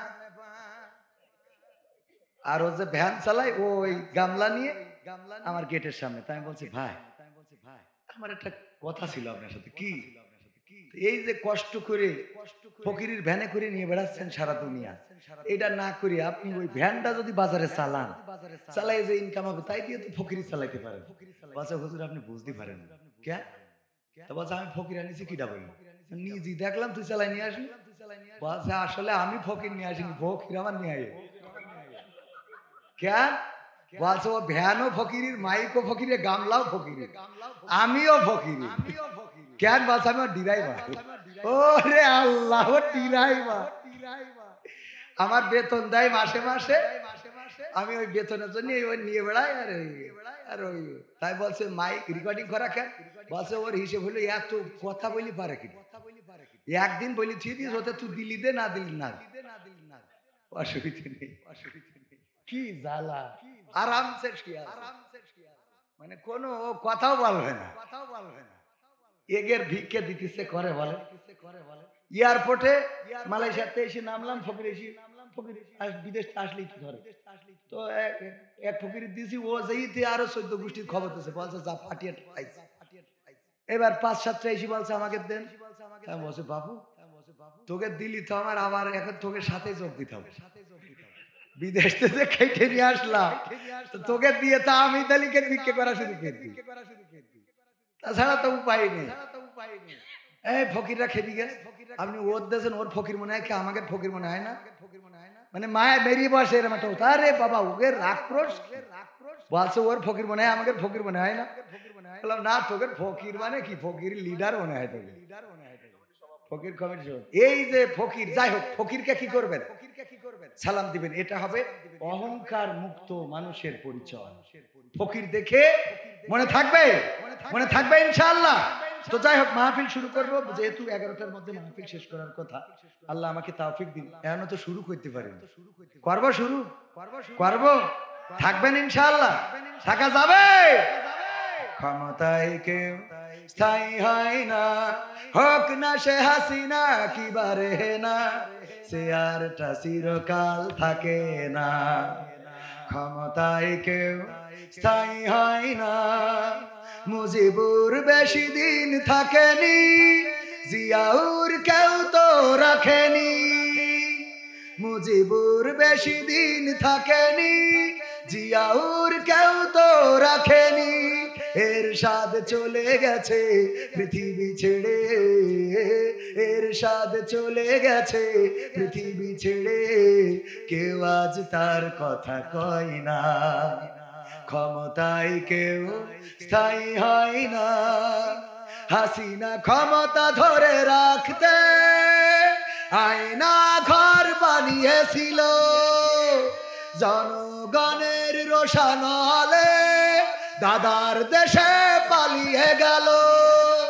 হাসিনা ক্ষমতা ধরে রাখতে আয়না ঘর বানিয়েছিল, জনগণের রোশানলে দাদার দেশে পালিয়ে গেল। ডিবি হারুনের পাশে আর, ডিবি হারুনের পাশে আর পরিমণিদের দেখা যায় না। ঠিক না বেঠে? এখন কি তাদের দেখা যায়? দেখা যায় না, কিন্তু তাদের নিয়ে নিউজ করে, সংবাদ করে। এখনো সেই সময়ের সাংবাদিক আছে না নাই? সেই সময়ের সাংবাদিক যারা আছে, অপসাংবাদিকতা এখনো করে যাচ্ছে। মুহতারাম জামাতের আমির ডাক্তার শফিকুর রহমান যখন সাতক্ষীরাতে বললেন যে আমরা নারীদের পোশাকে বাধ্য করব না, বোরখা পড়তে বাধ্য করব না, কারণ এর পরের লাইন কিন্তু আরো বলেছে, নিউজ করেছে জামাতের আমির বলেছে নারীদের জন্য আমরা বোরখা পড়তে বা কোনো পোশাকে বাধ্যবাধকতা আমাদের নেই। সমালোচনা শুরু হয়ে গেল। জামাতের আমির বলেছে পোশাক আশাক যাই পরে কোনো সমস্যা নেই। ঠিক না বেটা? সমালোচনা করেছ না করে নাই? অথচ মুহতারাম আমিরে জামাত বলেছেন যখন একটি কল্যাণ রাষ্ট্র প্রতিষ্ঠা হবে তখন এই দেশের মা বোনেরা তারা অবশ্যই বিচক্ষণ, তারা বুঝে নেবেন যে এই সমাজে বাঁচতে হলে, থাকতে হলে, চলতে হলে, এই সমাজে বলতে হলে কোন পোশাকটা পরতে হয়। মসজিদে যখন কেউ যায় তখন কাউকে কি বলা লাগে যে যাও উজু করে আসো? কারণ সে বোঝে যে নামাজ পড়তে আসলে উজু করতে হয়। ঠিক না বে ঠিক? কল্যাণ রাষ্ট্র প্রতিষ্ঠা হওয়ার পরে মা বোনেদের বলা লাগবে না বোরখা পরেন, তারা বুঝে নেবে এই রাষ্ট্রে আমরা বসবাস করব, অবশ্যই আমাদের বোরখা পরতে হবে। নামাজের যেমন উজু ছাড়া নামাজ হয় না, ইসলামী রাষ্ট্রে তেমন অটোমেটিক বুঝে ফেলবে যে এখানে আমাদের বোরখা পরতে হবে। তবে হিন্দুদের, বৌদ্ধদের, খ্রিস্টানদের ওদের তো পর্দার বিধান নেই, আছে। ওদের পর্দার বিধান না থাকলেও ওরা মার্জিত পোশাক পরবে, কারণ যেখানে মসজিদে হিন্দুরা কি যায় নাকি? যায়। যেখানে যে পরিবেশ সেখানে সে পরিবেশ মেইনটেইন করে চলবে। এই অপসাংবাদিকতা, এই সাংবাদিকতার কারণে আমাদের দেশ মাঝে মাঝে দেশের মানুষ উল্টো পাল্টা বুঝে ফেলে। আমরা প্রতিটা সংবাদের সত্যতা অনুসন্ধান করব, মনে থাকবে। কোন অপপ্রচারে কান দেব না, কোন অপপ্রচারে কান দেব না। এই বাংলার জমিনে যদি কোরআনের রাজ কায়েম করতে হয়, ইসলামী আন্দোলন ছাড়া বাংলার জমিনে কোরআনের রাজ কায়েম হওয়া সম্ভব নয়। সুতরাং ইসলামী আন্দোলনের নেতা কর্মীদের হাতকে শক্তিশালী করার জন্য আপনাকে আমাকে শপথ নিতে হবে। কোরআনের আলোয় আলোকিত করতে হলে, ইসলামের আলোয় আলোকিত করতে হলে অবশ্যই ইসলামী আন্দোলনের পথ বেছে নিতে হবে। সন্তানদেরকে কোরআনের পথে দিতে হবে। আর তা দেবেন না, মরে যাওয়ার পরে বলবেন যে হুজুর আসেন বিসমিল্লাহি ওয়া আলা মিল্লাতি রাসূলিল্লাহ বলে একটু রাসূলের কাঁধে তুলে দেন। এইটা করাও যাবে। যারা এই দুনিয়ার পরে আল্লাহ রাসূলের পথে চলে নাই, কোরআনের পথে চলে নাই, আল্লাহ রাসূলের দেখানো এই দ্বীনের পথে চলে নাই, মারা যাওয়ার পরে কোন ইমাম যে যদি বলে বিসমিল্লাহি ওয়া আলা মিল্লাতি রাসূলিল্লাহ, ওই ইমামের কথাই রাসূল ওই লাশটার দায়িত্ব নেবে। আমরা এই কথা অহরহ বলি না, বলি না। আজকে আমার আলোচনার সাবজেক্টটাও হলো কবর নিয়ে। দেখেন মারা যাওয়ার পরে যখন ডাকে বকুল ভাই, যেই দেখা যাচ্ছে বিশেষ দলের নেতা যে জীবনে রাসূলের মানা তো দূরের কথা, দাড়ি রাখি আমরা আর ওর চুল খাই, আছে না নাই? চুল খায়, দাড়ি আমাদের, চুল খায় ওদের। টুপি দেখলি মেজাজ খারাপ হয়ে যায়। এরকম আছে না? মানিক তো টুপি সহ্যই করতে পারতো না, লাস্টে বুঝলো যে না টুপি পরতে হবে এবং আল্লাহ আল্লাহ হতে হবে। দাড়িও রেখে দিলে, টুপিও রেখে দিলে, দুনিয়া ছাড়িয়ে দিয়ে বনবাসে চলে গেল, কলা পাতায় শুয়ে থাকলো। আর এমন রসিক বাঙালি ওর বিজি পর্যন্ত খুলে নেবে। সহ্য না করি পারা যায়? ঠিক না বে ঠিক? এমপিরা সব কোথায় গেল, মন্ত্রীরা সব কোথায় গেল, কোথায় কাদের কাকা? তাদের ছাড়া দেশটা এখন লাগে ফাঁকা ফাঁকা। পালাবো না, পালাবো না, প্রয়োজন হলে ফখরুলের বাসায় গিয়ে উঠবো। ঠাকুরগাঁওয়ে বাসা আছে না, জায়গা দেবে বলেছে না? পালাবে না, পালাবে না, যাই না তবু দেখা। পালাবে না, পালাবে না, যাই না তবু দেখা। তাদের ছাড়া দেশটা এখন লাগে ফাঁকা ফাঁকা, ওদের ছাড়া দেশটা এখন লাগে ফাঁকা ফাঁকা। আইন মন্ত্রী আটকে গেল আইনেরই ফাঁকে, দাড়ি ছাড়া দরবেশের ভণ্ড ভণ্ড লাগে। আইন মন্ত্রী আটকে গেল আইনেরই ফাঁকে, দাড়ি ছাড়া দরবেশের ভণ্ড ভণ্ড লাগে। শুনছি কত নেতা নেত্রী খাইতেছে ভাই ডান্ডা, বিচারপতি কালামানিকের ফাটিয়েছে আন্ডা। পলকেরও ঝলক গেল, পলকেরও ঝলক গেল থামিয়ে নেটের চাকা। তাদের ছাড়া দেশটা এখন লাগে ফাঁকা ফাঁকা, ওদের ছাড়া দেশটা এখন লাগে ফাঁকা ফাঁকা। কই গেল সেই সংসদেতে মমতাজের গান, কোথায় গেল হযরত বলা স্বামী ওসমান? খেলা হবে, খেলা হবে, মনে আছে? আমি ফেসবুকে একটা ছবি দেখছি, জানি না ফেক নাকি রিয়েল। দেখলাম যে দাড়ি মাড়ি দেখি আল্লাহ আল্লাহ, হ্যাঁ হ্যাঁ আল্লাহ আল্লাহ, কি ওয়ালা কি ওয়ালা। কই গেল সেই সংসদেতে মমতাজের গান, কোথায় গেল হযরত বলা স্বামী ওসমান? ইনু মেনন দীপু মনি আছে কারাগারে, বাপ করিলেও পাপ কখনো ছাড়ে কি আর তারে। কোথায় গেল স্পিকারের, কোথায় গেল স্পিকারের দৃষ্টি আঁকা বাঁকা? তাদের ছাড়া দেশটা এখন লাগে ফাঁকা। কই গেল সেই আরাফাত আর ব্যারিস্টার সুমন, কথা বলার সময় তারা করেনি ওজন। মুরগি কবির খাইছে ধরা, জাফর কোথায় আছে? গোপনে কি সেও গেল মোদি দাদুর কাছে? কই গেল সেই সালামের, কোথায় গেল সালামের কাড়ি কাড়ি টাকা? তাদের ছাড়া দেশটা এখন লাগে ফাঁকা। লাগে না লাগে না? বড্ড ফাঁকা ফাঁকা লাগে, কারণ আগে টেলিভিশন জুড়লেই আমরা শুধু শুনতাম বঙ্গবন্ধু বঙ্গবন্ধু বঙ্গবন্ধু, আর উন্নয়ন উন্নয়ন উন্নয়ন রে, এত কিছু শুনতে পারতাম, আর এখন এগুলো শোনা যায় না রে। ঠিক না বেঠে? ফাঁকা ফাঁকা লাগে না লাগে না? অনেকে আবার বলবেন হুজুর এই গানটা আমি কোরআনের একটা আয়াত থেকে নিয়েছি, সূরা সফের ওই যে 2 আর 3 নম্বর আয়াত, মানে ওখান থেকে মনে হয়েছে এই গানটা গাওয়া দরকার। কেন? আল্লাহ বলছে ওই যে আগেই পড়লাম, ইয়া আইয়ুহাল্লাযিনা আমানু, ইয়া আইয়ুহাল্লাযিনা আমানু লিমা তাকুলুনা মা লা তাফআলুন। ওগো ইমানদারেরা এমন কথা বলো না যা তোমরা কাজে পরিণত করো না। আমি খুঁজে দেখেছি 1 নম্বর ইমানদার হইল শেখ হাসিনা। কিডা?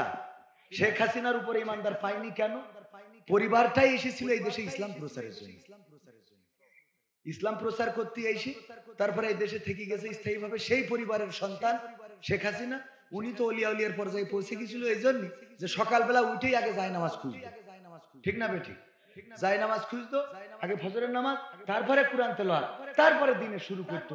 এমন পরহেজগার আমি দিন দুনিয়ায় খুব বেশি পাইনি। এই পরহেজগার বললো যে হাসিনা কোনোদিন পালায় না। কথা কয় না? বলেছে না বলে নাই? শেখ হাসিনা পালায় না। আল্লাহ বলছে ইয়া আইয়ুহাল্লাযিনা আমানু লিমা তাকুলুনা মা লা তাফআলুন।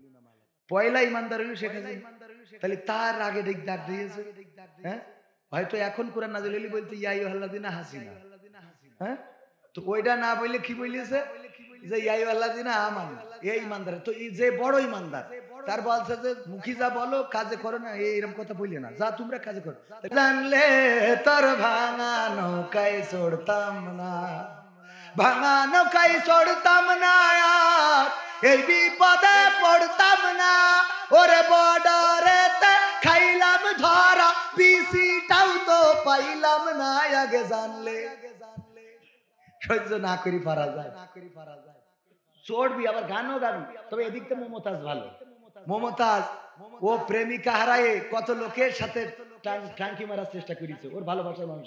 ওরে ও রিক্সাওয়ালা তুই ধীরে ধীরে চালা, তোর সাথে বলবো আমার মনে কত জ্বালা।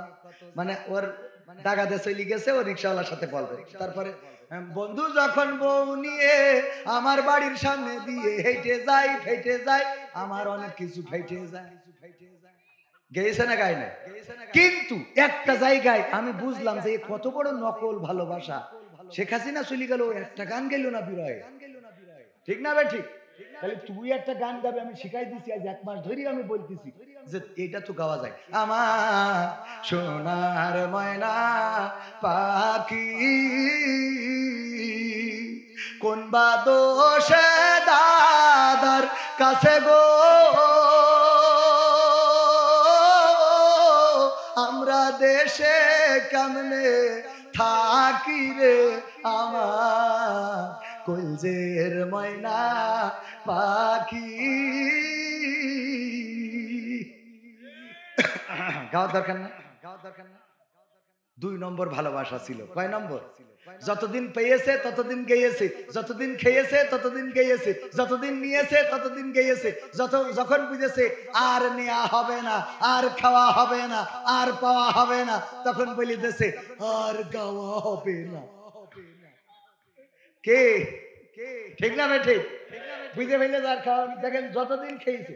আবার এবার দেখেন ওই আয়াতের কাছে আসে। আল্লাহ বলল কি যে ইয়া আইয়ুহাল্লাযিনা আমানু লিমা তাকুলুনা মা লা তাফআলুন। পরের আয়াতে বলতেছে কাবুরা মাকতারা ইনদাল্লাহি আন তাকুলু মা লা তাফআলুন। ঈমানদারের সংখ্যা অত দিয়ে পাচ্ছি না, তবে আমি দেখলাম আল্লাহ বলছে ওগো ঈমানদারেরা আরো একটা কাজ পরের আয়াতে আমি বলে দিচ্ছি শোনো। আল্লাহর কাছে এটা অত্যন্ত অপছন্দের যে তোমরা মুখে যা বলো কাজে তা করো না।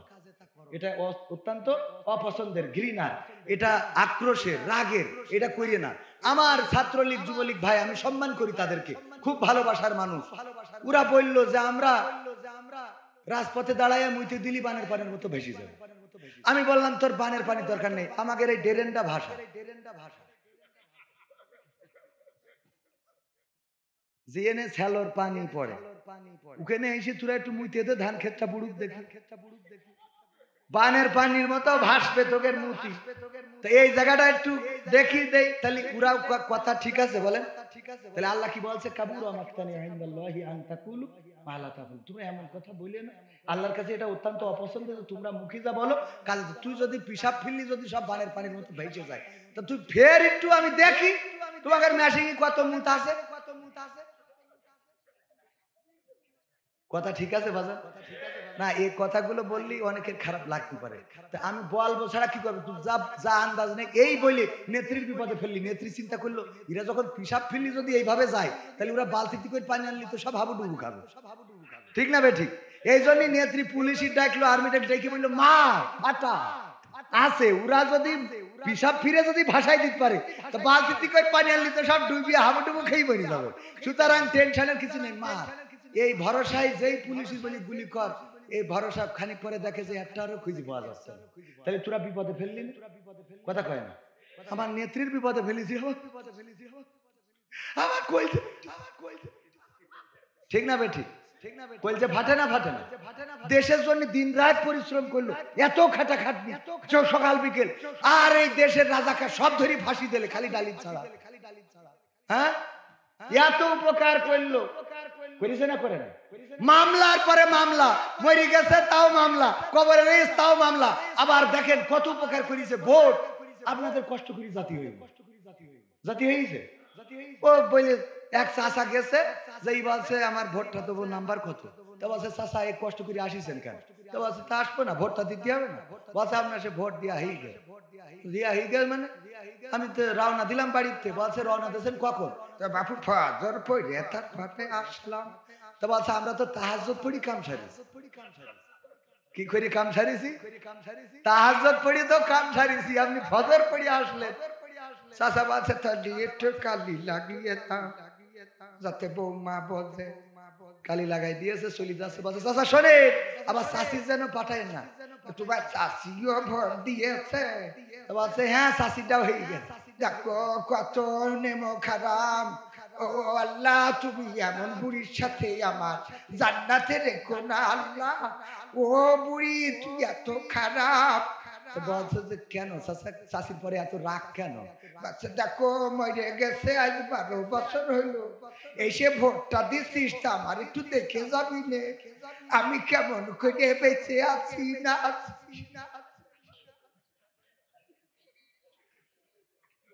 কত উপকার করেছে, মরা মানুষের ভোটটাও দিয়েছে। ইতিহাস ইতিহাস, মরা মানুষরা ভোটের দিন হাসের মাঠে দাঁড়াই বলবে আল্লাহ আমি তো মরার পরে ভোট দিছি। কথা কয় না, আমি ডাইরেক্ট আল্লাহওয়ালা পরহেজগারের লোক, পীর ওলিয়া ওলিয়ার দলের লোক, ঠিক না ভাই? ঠিক না ভাই? ঠিক, মরার পরে ভোট দিছি। যদি আল্লাহ বলা শুন, এক বুদ্ধিজীবী মরে যাচ্ছে, যাওয়ার সময় ছেলিকের বলছে শোন আমি মরে যাওয়ার পরে করবি কি, আমার কাপনের কাপড় পুরনো গোরস্থান থেকে চুরি করে এনে আমার কাপনের কাপড় পরাই কবর দিব। বলছে আব্বা তোমার কি টাকার অভাব আছে, পুরনো কাপন দিয়ে কাপড় দেবো, কবর দেবো কেন? বলছে রে এটা বুদ্ধি। কি বুদ্ধি আছে? আল্লাহ আব্বা বলো একটু। বলছে শোন আমি যত নাফরমানি করেছি কবরে গেলে আমার যে বাটাম টানবে এটা আমি বুঝেছি, আমার যে ওখানে ঝাড়বে ওটা বোঝা শেষ। তো এই জন্যে ওই পুরোনো কাপড়ের কাপড় দিয়ে যখন কবরে নামাবি মুনকার নাকির এসে বসাই যখন বলবে মান রব্বুকা ওমান দিনুকা ওমান নাবিউকা, আমি বলবো আমি আর এই প্রশ্নের উত্তর আর কবার দেবো, আর কবার দিতে হবে আমার এই প্রশ্নের উত্তর। বলো কবার মানে কাপড়ের কাপড় দেখাই, বলবো এই কাপড়ের কাপড় দেখে বলছেন না কি নতুন কাপড়, কাপড়ের কাপড় ছিঁড়ে নষ্ট হয়ে যাচ্ছে, আপনি এখন এসে কোন মান রব্বুকা। শয়তান কাকে বলে? হ্যাঁ ভাইয়েরা আমার, আলোচনা শুরু করতে চাই কিন্তু তার আগে মূল কথা বলেনি। আল্লাহ রাব্বুল আলামিন পবিত্র কোরআনের সূরা তাহা 55 নম্বর আয়াত, মাক্কি যুগের সূরা। ওমর রাদিয়াল্লাহু তাআলা আনহু যখন ইসলাম কবুল করেছেন সেই সময় এই সূরাটা এই সূরা তাহা পড়ছিলেন ওমর রাদিয়াল্লাহু তাআলা আনহুর বোন ফাতেমা রাদিয়াল্লাহু তাআলা আনহা এবং তার স্বামী। এই সূরার তেলাওয়াত শুনে ওমর রাদিয়াল্লাহু তাআলা আনহু ইসলাম কবুল করেছিলেন। ওগো আমার ভাইয়েরা, এই সূরার একটা আয়াত 55 নম্বর আয়াত আল্লাহ বললেন মিনহা খলাকনাকুম ওয়া ফিহা নুঈদুকুম ওয়া মিনহা নুখরিজুকুম তারাতান নুখরা। সবাই পড়েন মিনহা খলাকনাকুম ওয়া ফিহা নুঈদুকুম ওয়া মিনহা নুখরিজুকুম তারাতান নুখরা। এই আয়াতটা আমাদের সবার মুখস্থ। কেন মুখস্থ? প্রতিনিয়ত মানুষ মারা যায় আর ইমাম সাহেব মাটি দেওয়ার সময় আমাদের উচ্চস্বরে আয়াতটা পড়ে পড়ে শোনায় আর আমরা এটা শুনে শিখেছি। আর যখন কবর দিতে যাই তখন এই আয়াতটা পড়ি, অথচ এই আয়াতটা কোনো কবরবাসীর জন্য নাজিল হয় নাই। এই আয়াতটা ওই মৃত মানুষের জন্য নয়, এই আয়াতটা কোনো মুর্দার জন্য নয়, এই আয়াতটা গোরস্থানের জন্য নয়। এই আয়াতটা আমি একটু খোঁজার চেষ্টা করলাম যে আয়াতটা কেন আমরা কবরের কাছে যে পড়ি, ফজিলতটা কি, বরকতটা কি, এর কারণটা কি, কোন কারণে আমরা পড়ি। খুঁজে দেখলাম আরে যেই আয়াতটা সর্বোচ্চ জায়গায় পড়ার কথা সেই আয়াতটা আমরা সর্বনিম্ন জায়গায় লাগিয়ে রেখেছি। কেমন করে? আয়াতের অর্থটা কি? আল্লাহ বলছেন এই মাটি থেকে তোমাকে সৃষ্টি করা হয়েছে, আবার একদিন এই মাটিতেই ঢুকানো হবে, আবার একদিন এই মাটি থেকে তোমাকে জীবন্ত করে উঠানো হবে। আল্লাহর কাছেই ফিরে যাওয়া লাগবে। সুতরাং অহংকার করে লাভ নাই, বাড়াবাড়ি করে লাভ নাই, পাড়াপাড়ি করে লাভ নাই। বলেন দেখি যেই লোক মারা যায় ওরে যখন এই কথা বলি ওর আর সাবধান হওয়ার সুযোগ আছে নাকি? ওর কি আর সুযোগ আছে? না, সুযোগ নাই। যখন আমি মারা গেলাম অথবা যখন আমার ভাইজান, আমার বকুল ভাই, আমার আমির জামাত যখন মারা গেল, আমরা যখন কবরের কাছে যেয়ে যদি পড়ি মিনহা খলাকনাকুম ওয়া ফিহা নুঈদুকুম ওয়া মিনহা নুখরিজুকুম তারাতান নুখরা, এই কথা বলে যদি কবরস্থ করি, আমি মাঝে মাঝে বলি ওই মুর্দা যদি কোনোভাবে কাপনের কাপড় থেকে হাত বের করতে পারত তাহলে খাবার একটা বসাই দিত। বলতো আমার সাবধান করি লাভ আছে, আমার তো খেলা পায় না। কথা কয় না, আমার তো আজকে থেকে খেলা পায় না। যা করার করা শেষ, আজকে হিসাব হবে আল্লাহ রাব্বুল আলামিনের কাছে। আজকে যদি পাকড়াও হয়ে যায়, ধরা খেয়ে যায়, তাইলে শেষ। আর আল্লাহ যদি বাঁচিয়ে দেন তাইলে তো বেঁচে গেলাম। সুতরাং সাবধান হওয়ার দরকার তোমাদের যারা দুনিয়ার পরে আছে, ঠিক না বেঠে? আয়াতটা নাজিল হয়েছিল প্রথমে মুসা আলাইহিস সালামের উপরে। আল্লাহ রাব্বুল আলামিন মুসাকে বললেন যাও ফেরাউনকে সাবধান করো, সতর্ক করো। মুসা আলাইহিস সালাম বললেন আল্লাহ আমি কেমন করে সাবধান করব? ও আমাকে যদি না মানে, বলল তুমি তোমার মুজিজা দেখাবা। কি করবা? মুজিজা, হাতের লাঠি ছেড়ে দিবা, সাফ হয়ে যাবে। যদি না মানে বগলের মধ্যে হাত ঢুকাবা, সেটা বের করলে আলো ঝমকাতে থাকবে।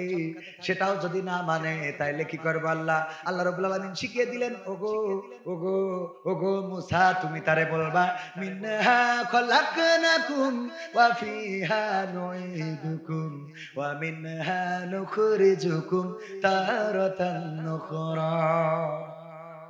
কোন জায়গার আয়াত চিন্তা করে দেখেন।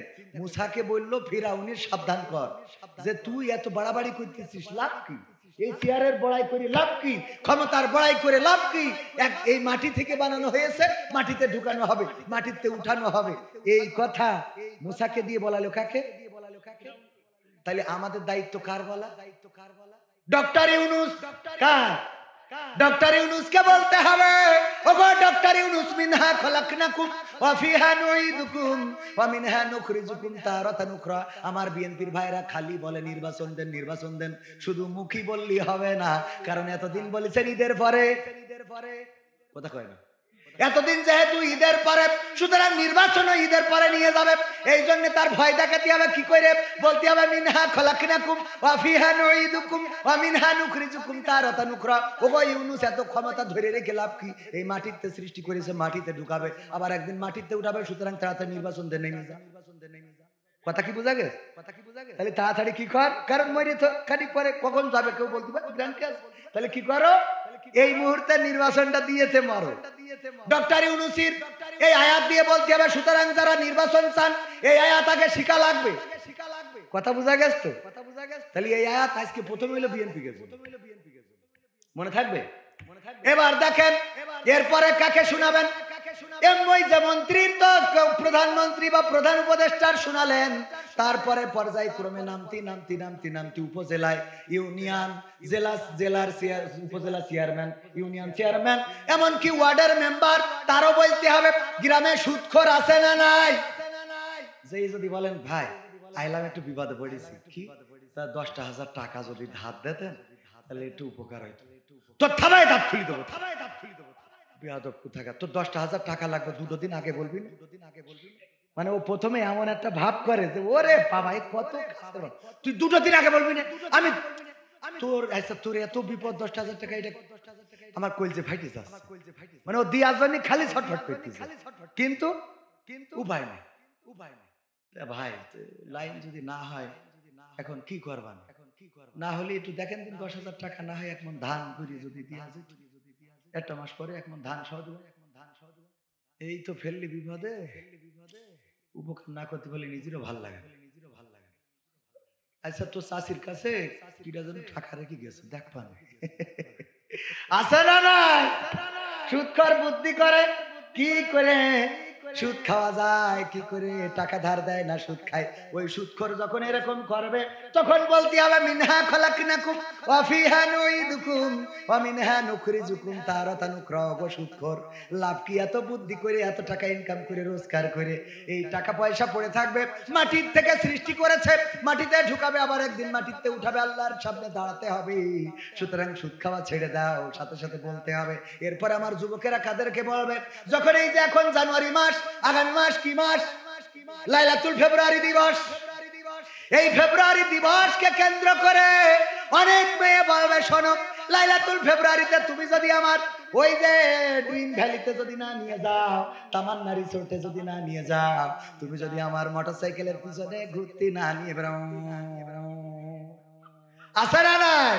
আজকালকের ছেলেরা বই নিয়ে আর বসে না, ও বাবা গুগলে সার্চ করিয়া পড়ি। ওরে একালের মেয়েরা কোরআন হাদিস ধরে না, এখনকার মা বোনেরা কোরআন হাদিস পড়ে না, ও আল্লাহ টিকটকে ভিডিও ওরা করে। আজকালকের ছেলেরা বই নিয়ে আর বসে না, গুগলে সার্চ করিয়া পড়ি। আগের সময় প্রেম করিলে আমার বকুল ভাই বলতো পাইছ কি, এখন বলে সব করিয়া বাবু তুমি খাইছ কি। ঠিক না বেঠে? এই কথা কয় না, ঠিক না বেঠে? আগের সময় প্রেম করার অপরাধে যদি আমার সেক্রেটারি কোনোভাবে চিঠি, ওনারা তো লিখার কথা না, ধরেন আমি কোনোভাবে চিঠি লিখেছি, ওই চিঠি দেওয়ার কথা মেয়ের কাছে, কিন্তু মেয়ের মার হাতে চলে গেছে, এই লজ্জায় গ্রাম ছেড়ে ঢাকা গার্মেন্টসে চলে গেছি। ওরে আমি যাইনি, মানে এরকম যাই না গেছে না যাইনি, যে চিঠি ধরা খেয়ে গেছে গ্রামে মুখ দেখাতে পারবো না। হ্যাঁ, আগের সময় প্রেম করিলে লোকজন বলতো পাইছ কি, এখন বলে শখ করিয়া বাবু তুমি খাইছ কি। এখন এই যে কি করে, বাবু তুমি খাইয়াছ না, ও খাইনি, বুড়ো ধাড়ি, ও ফিডার খাবো। বাবু তুমি, আপনারা তো দরকার নেই বলা, অন্যরা বাচ্চারা বলে, ঠিক না বেঠে? আছে না নাই? অনেকেই বলবেন হুজুর এটা মুরব্বীদের শোনায় লাভ কি?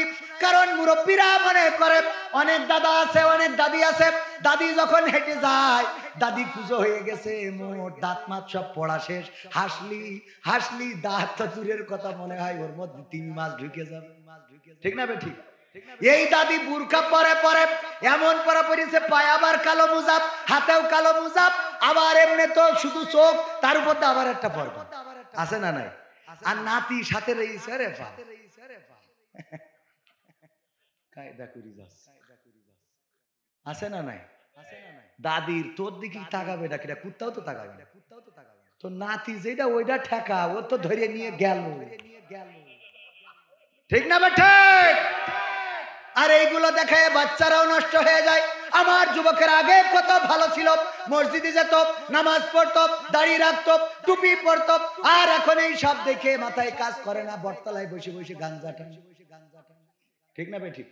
আগে যখন চিকন থাকতো মানুষ, আমার ভাই জিজ্ঞেস করতো, ওই যে আমার সেক্রেটারি বলতে, তুই কি কিছু খাইস না, এত চিকন হয়ে যাচ্ছিস কেন? এখন যদি চিকন মানুষ দেখে, কয় কিছু খাওয়া ধরেছিস, ঠিক না বেঠে? কিছু কি খাওয়া ধরেছো? তা না হলে এরকম হয়ে যাচ্ছ কেন? মানে এখন খাইলে কমে, এখন কি করে? খাইলে কমে।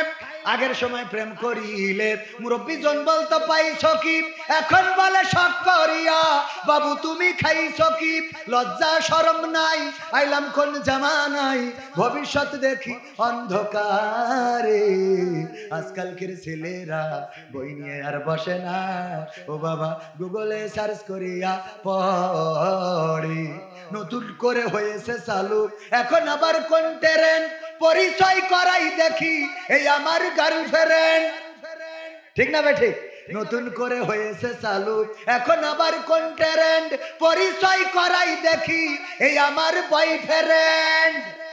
নারীরা হঠাৎ মেয়ে একটা ছেলে নিয়ে বাড়ি হাজির, মা জিজ্ঞেস করে, বেগানা ছেলে কি দাও? আল্লাহ আম্মা আমার বয়ফ্রেন্ড, 3 বছর ধরে আমার লাইন চলতেছে। আম্মা আম্মা আজকে তোমার সাথে পরিচয়, বাবু এদিকে আসো।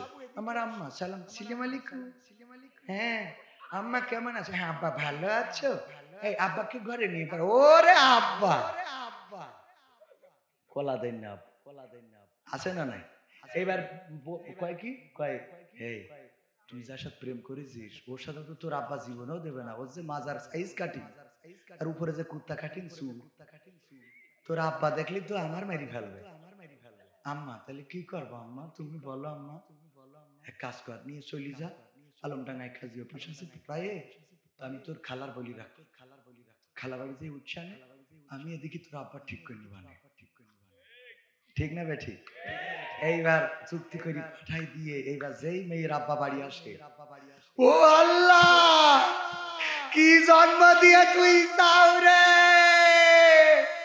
আজ আমার মুখী চুল কালি লাগাইল, আল্লাহ আল্লাহ তুমি কি মেয়ে পয়দা করি চাও রে, আল্লাহ আল্লাহ। শয়তান, ওর অভিনয়ের কাছে শেখ হাসিনা প্রেম। কত বড় অভিনেতা কল্পনা করা যায়?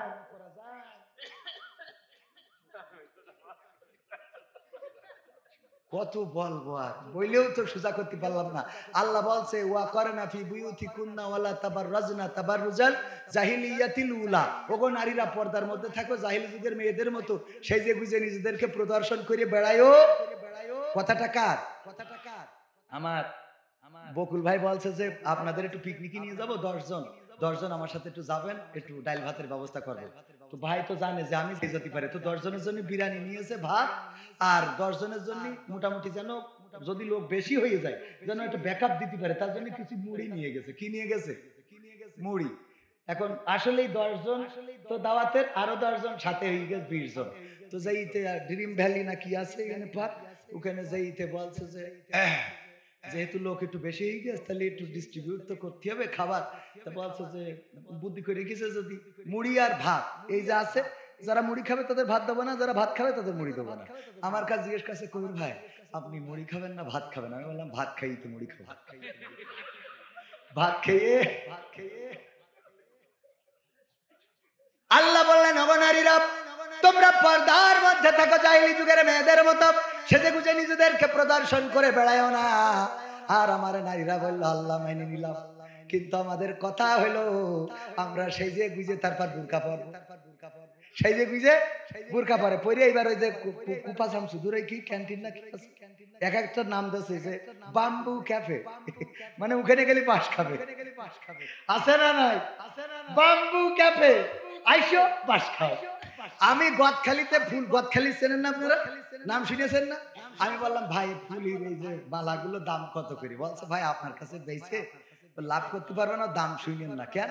তো বলছে লাগে আপনি এটা নিয়ে যান। লাগে নিয়ে যান মানে দাম কত বলবেন না? বলছে আমরা আসলে আপনাদের কাছে ওইভাবে বেশি না কেন? তো বলছে ওই যারা ওই বগল দাবাই করি এরকম করে একটা করে নিয়ে আসে ওগের কাছে বেশি কেন?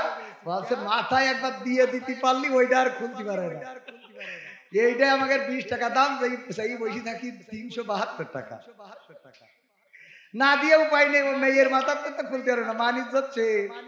বলছে আমাদের ব্যবসা এইটা হুজুর, আপনার সাথেও ব্যবসা হবে না, আপনার লাগে আপনি দুটো নিয়ে চলে যান, কথা বললেন না। কত বাস, আরে যুবকরাও পাগল, আরে পাগল রে। বলিছে লাইলাতুল ফেব্রুয়ারিতে যদি তুমি আমার 3 পিস না কিনে দাও তাহলে আমি মেম্বারের ছেলের সাথে লাইন মারবো। ও টাকা না পেয়ে কলার খান্দি চুরি করে, আছে না নাই? এইভাবে কষ্ট মষ্ট করি ও 3 পিস বুরকা আইলা বাইলা শাইলা মেকআপ দিলে হঠাৎ করে আমার ভাইয়ের মতো এই পার কমে গেছে, নাম লিখেছিল ও বলা তো কাম হয়ে অস্করি খাচ্ছি, কি করবো ভাইরা আমার? এটা হাসির সাথে বললো, এগুলো বাস্তবতা। দেখবেন যে ভালো সুন্দরী বউগুলো, ইমাম সাহেবের বউ ভালো সুন্দরী, এই মালিক সেট করে রেখেছে। আপনি গাঁজা খেয়ে বেড়াচ্ছেন, চকি দিয়ে দিয়ে সারা জীবন চকি দিলেন আর একজন নিয়ে সামনে তো চলে যায়, ঠিক না বেঠে? এই জন্য ওইগুলো না, মসজিদে যাও, আল্লাহর কাছে কাঁদো, তাহাজ্জুদের নামাজে পড়ো, আল্লাহ এমন দিয়ে দেবে কল্পনাও করতে পারবা না। আর বেশি পণ্ডিতিগিরি করবা, এমন বাস খাবা।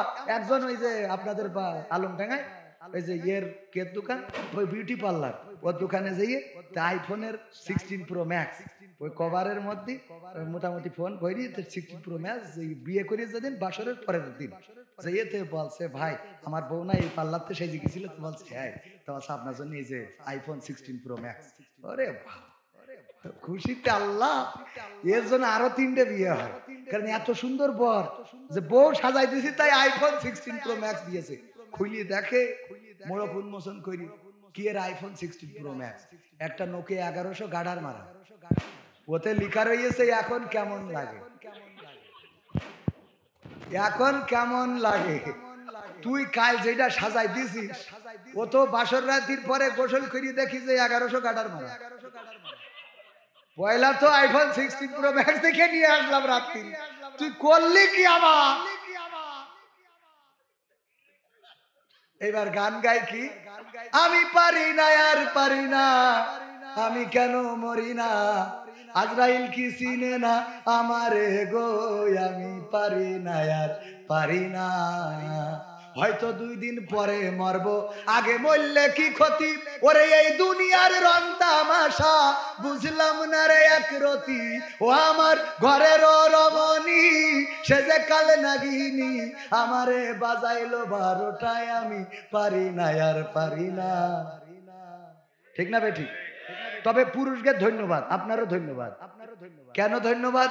পুরুষরা দেখেন এরা গান গেয়েছে কি, আমি পারি না আর পারি না, আমি কেন মরি না? আজরাইল কি চিনে না আমারে গো? আমি এই গীতিকারের থ্যাংক ইউ জানাই। যদি এটা মহিলা গীতিকার হইতো তাহলে কি লিখতে জানেন?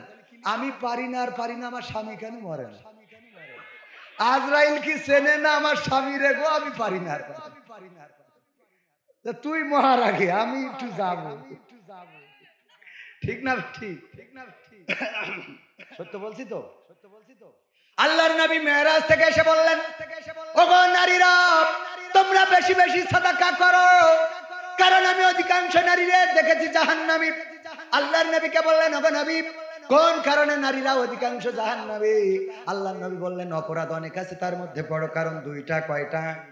বড় কারণ দুইটা। এক নম্বর কারণ হলো নারীরা তাদের স্বামীর প্রতি নাশুকরি করে। আমার মা বোনেরা, এই ওয়াজগুলো শোনা দরকার। অধিকাংশ সংসারে শান্তি নাই, তারা স্বামীকে ক্রেডিট দেয় না, স্বামীর প্রশংসা করে না, স্বামীর সৌন্দর্যের প্রশংসা করে না, স্বামী যেটা কিনে আনে ওটা প্রশংসা করে না, স্বামীর বাড়ি পছন্দ হয় না, স্বামীর গাড়ি পছন্দ হয় না, স্বামীর দেওয়া থ্রি পিস পছন্দ হয় না, স্বামীর কিনে আনা শাড়ি পছন্দ হয় না, কিন্তু বন্ধু বান্ধবরা যেটা কেনে ওইটা খুব পছন্দ হয়। রাম আছে না নাই? আমার সেক্রেটারি তো অনেক কাজ রয়েছে, আমরা শেষ করে দিই না? হ্যাঁ, আল্লাহ 11:30। এই নারীদের এই কথাটা বলি আর একটুখানি সামান্য। ভাইয়ারা আমার, নারীরা প্রথম অপরাধ কি? প্রথম অপরাধ কি? স্বামীর নাশুকরি করে, অকৃতজ্ঞ থাকে স্বামীর প্রতি। এরকম আছে না নাই? অকৃতজ্ঞ মানে কি? স্বামীর প্রতি এত অকৃতজ্ঞ কিছু নারী আছে, যাই করে ভাল লাগে না। ওর স্বামীও নাকি ও বলে, ভাগ্য বিনে তুমি আমার মধ্যে একটা বউ পাইছে। ও না, ভাগ্য বিনে বউ কয় না, কয় না। আমি বলি তোমার সংসার করছি, অন্য লোক হলে এতদিন ছেড়ে দিয়ে হাঁটা দিবে। এরম কথা ডায়লগ আছে না? আছে। স্বামী যদি ঘর করে, তোমার এই ঘর করতে কইলো কি? যে গাড়ি কিনেছে হঠাৎ ব্রেক করেছে, ও একটু পড়ে যাচ্ছে, তোমার এই মোটরসাইকেল কিনতে কইলো কি? যাই করে মানে যা করে ওইটা পছন্দ হয় না। এরকম আছে না নাই? বকুল ভাই বুদ্ধি করি ওইরকম বাড়ি পছন্দ হয় না বলে এর থেকে একটা চুয়াডাঙ্গার থেকে ভালো দামি একটা শাড়ি কিনেছে, কিনে নিয়ে যেয়ে ডাইনিং টেবিলের পরে রেখে, তাই স্ত্রী বলছে, স্ত্রী খাতি দাও। তো স্ত্রী খাতি দিয়ে ডাইনিং টেবিলের পরে শাড়ি দেখি খালি আটশো কি তা চোখ যাচ্ছে যে শাড়িটা আসলে কার। সাহসও পাচ্ছে না যে এক কথা জিজ্ঞেস করলো শাড়ি কার। তা বলছে কবির বিন সামাদ কিনেছে ওর বোঝ জন্য। আমার বললো ভাই আপনি একটু নিয়ে যান, বাড়ি পৌঁছে দিয়ে ওর ওয়াজ করতে চলে যাবে, 5-7 দিন পরে আসবে। তা বলছে দেখো দিন শাড়িটা কত সুন্দর, কালারটা কত ভালো, সুতোটা কত সুন্দর, আর তুমি যা কেন তাকে পরা যা। বলছে শাড়ি পছন্দ হয়েছে তোমার? তা বলছে এত সুন্দর শাড়ি তুমি কিনলে, তোমার তো পছন্দ ভালো না, তোমার তো আল্লাহ চোখ দিনি দুটো মারবে।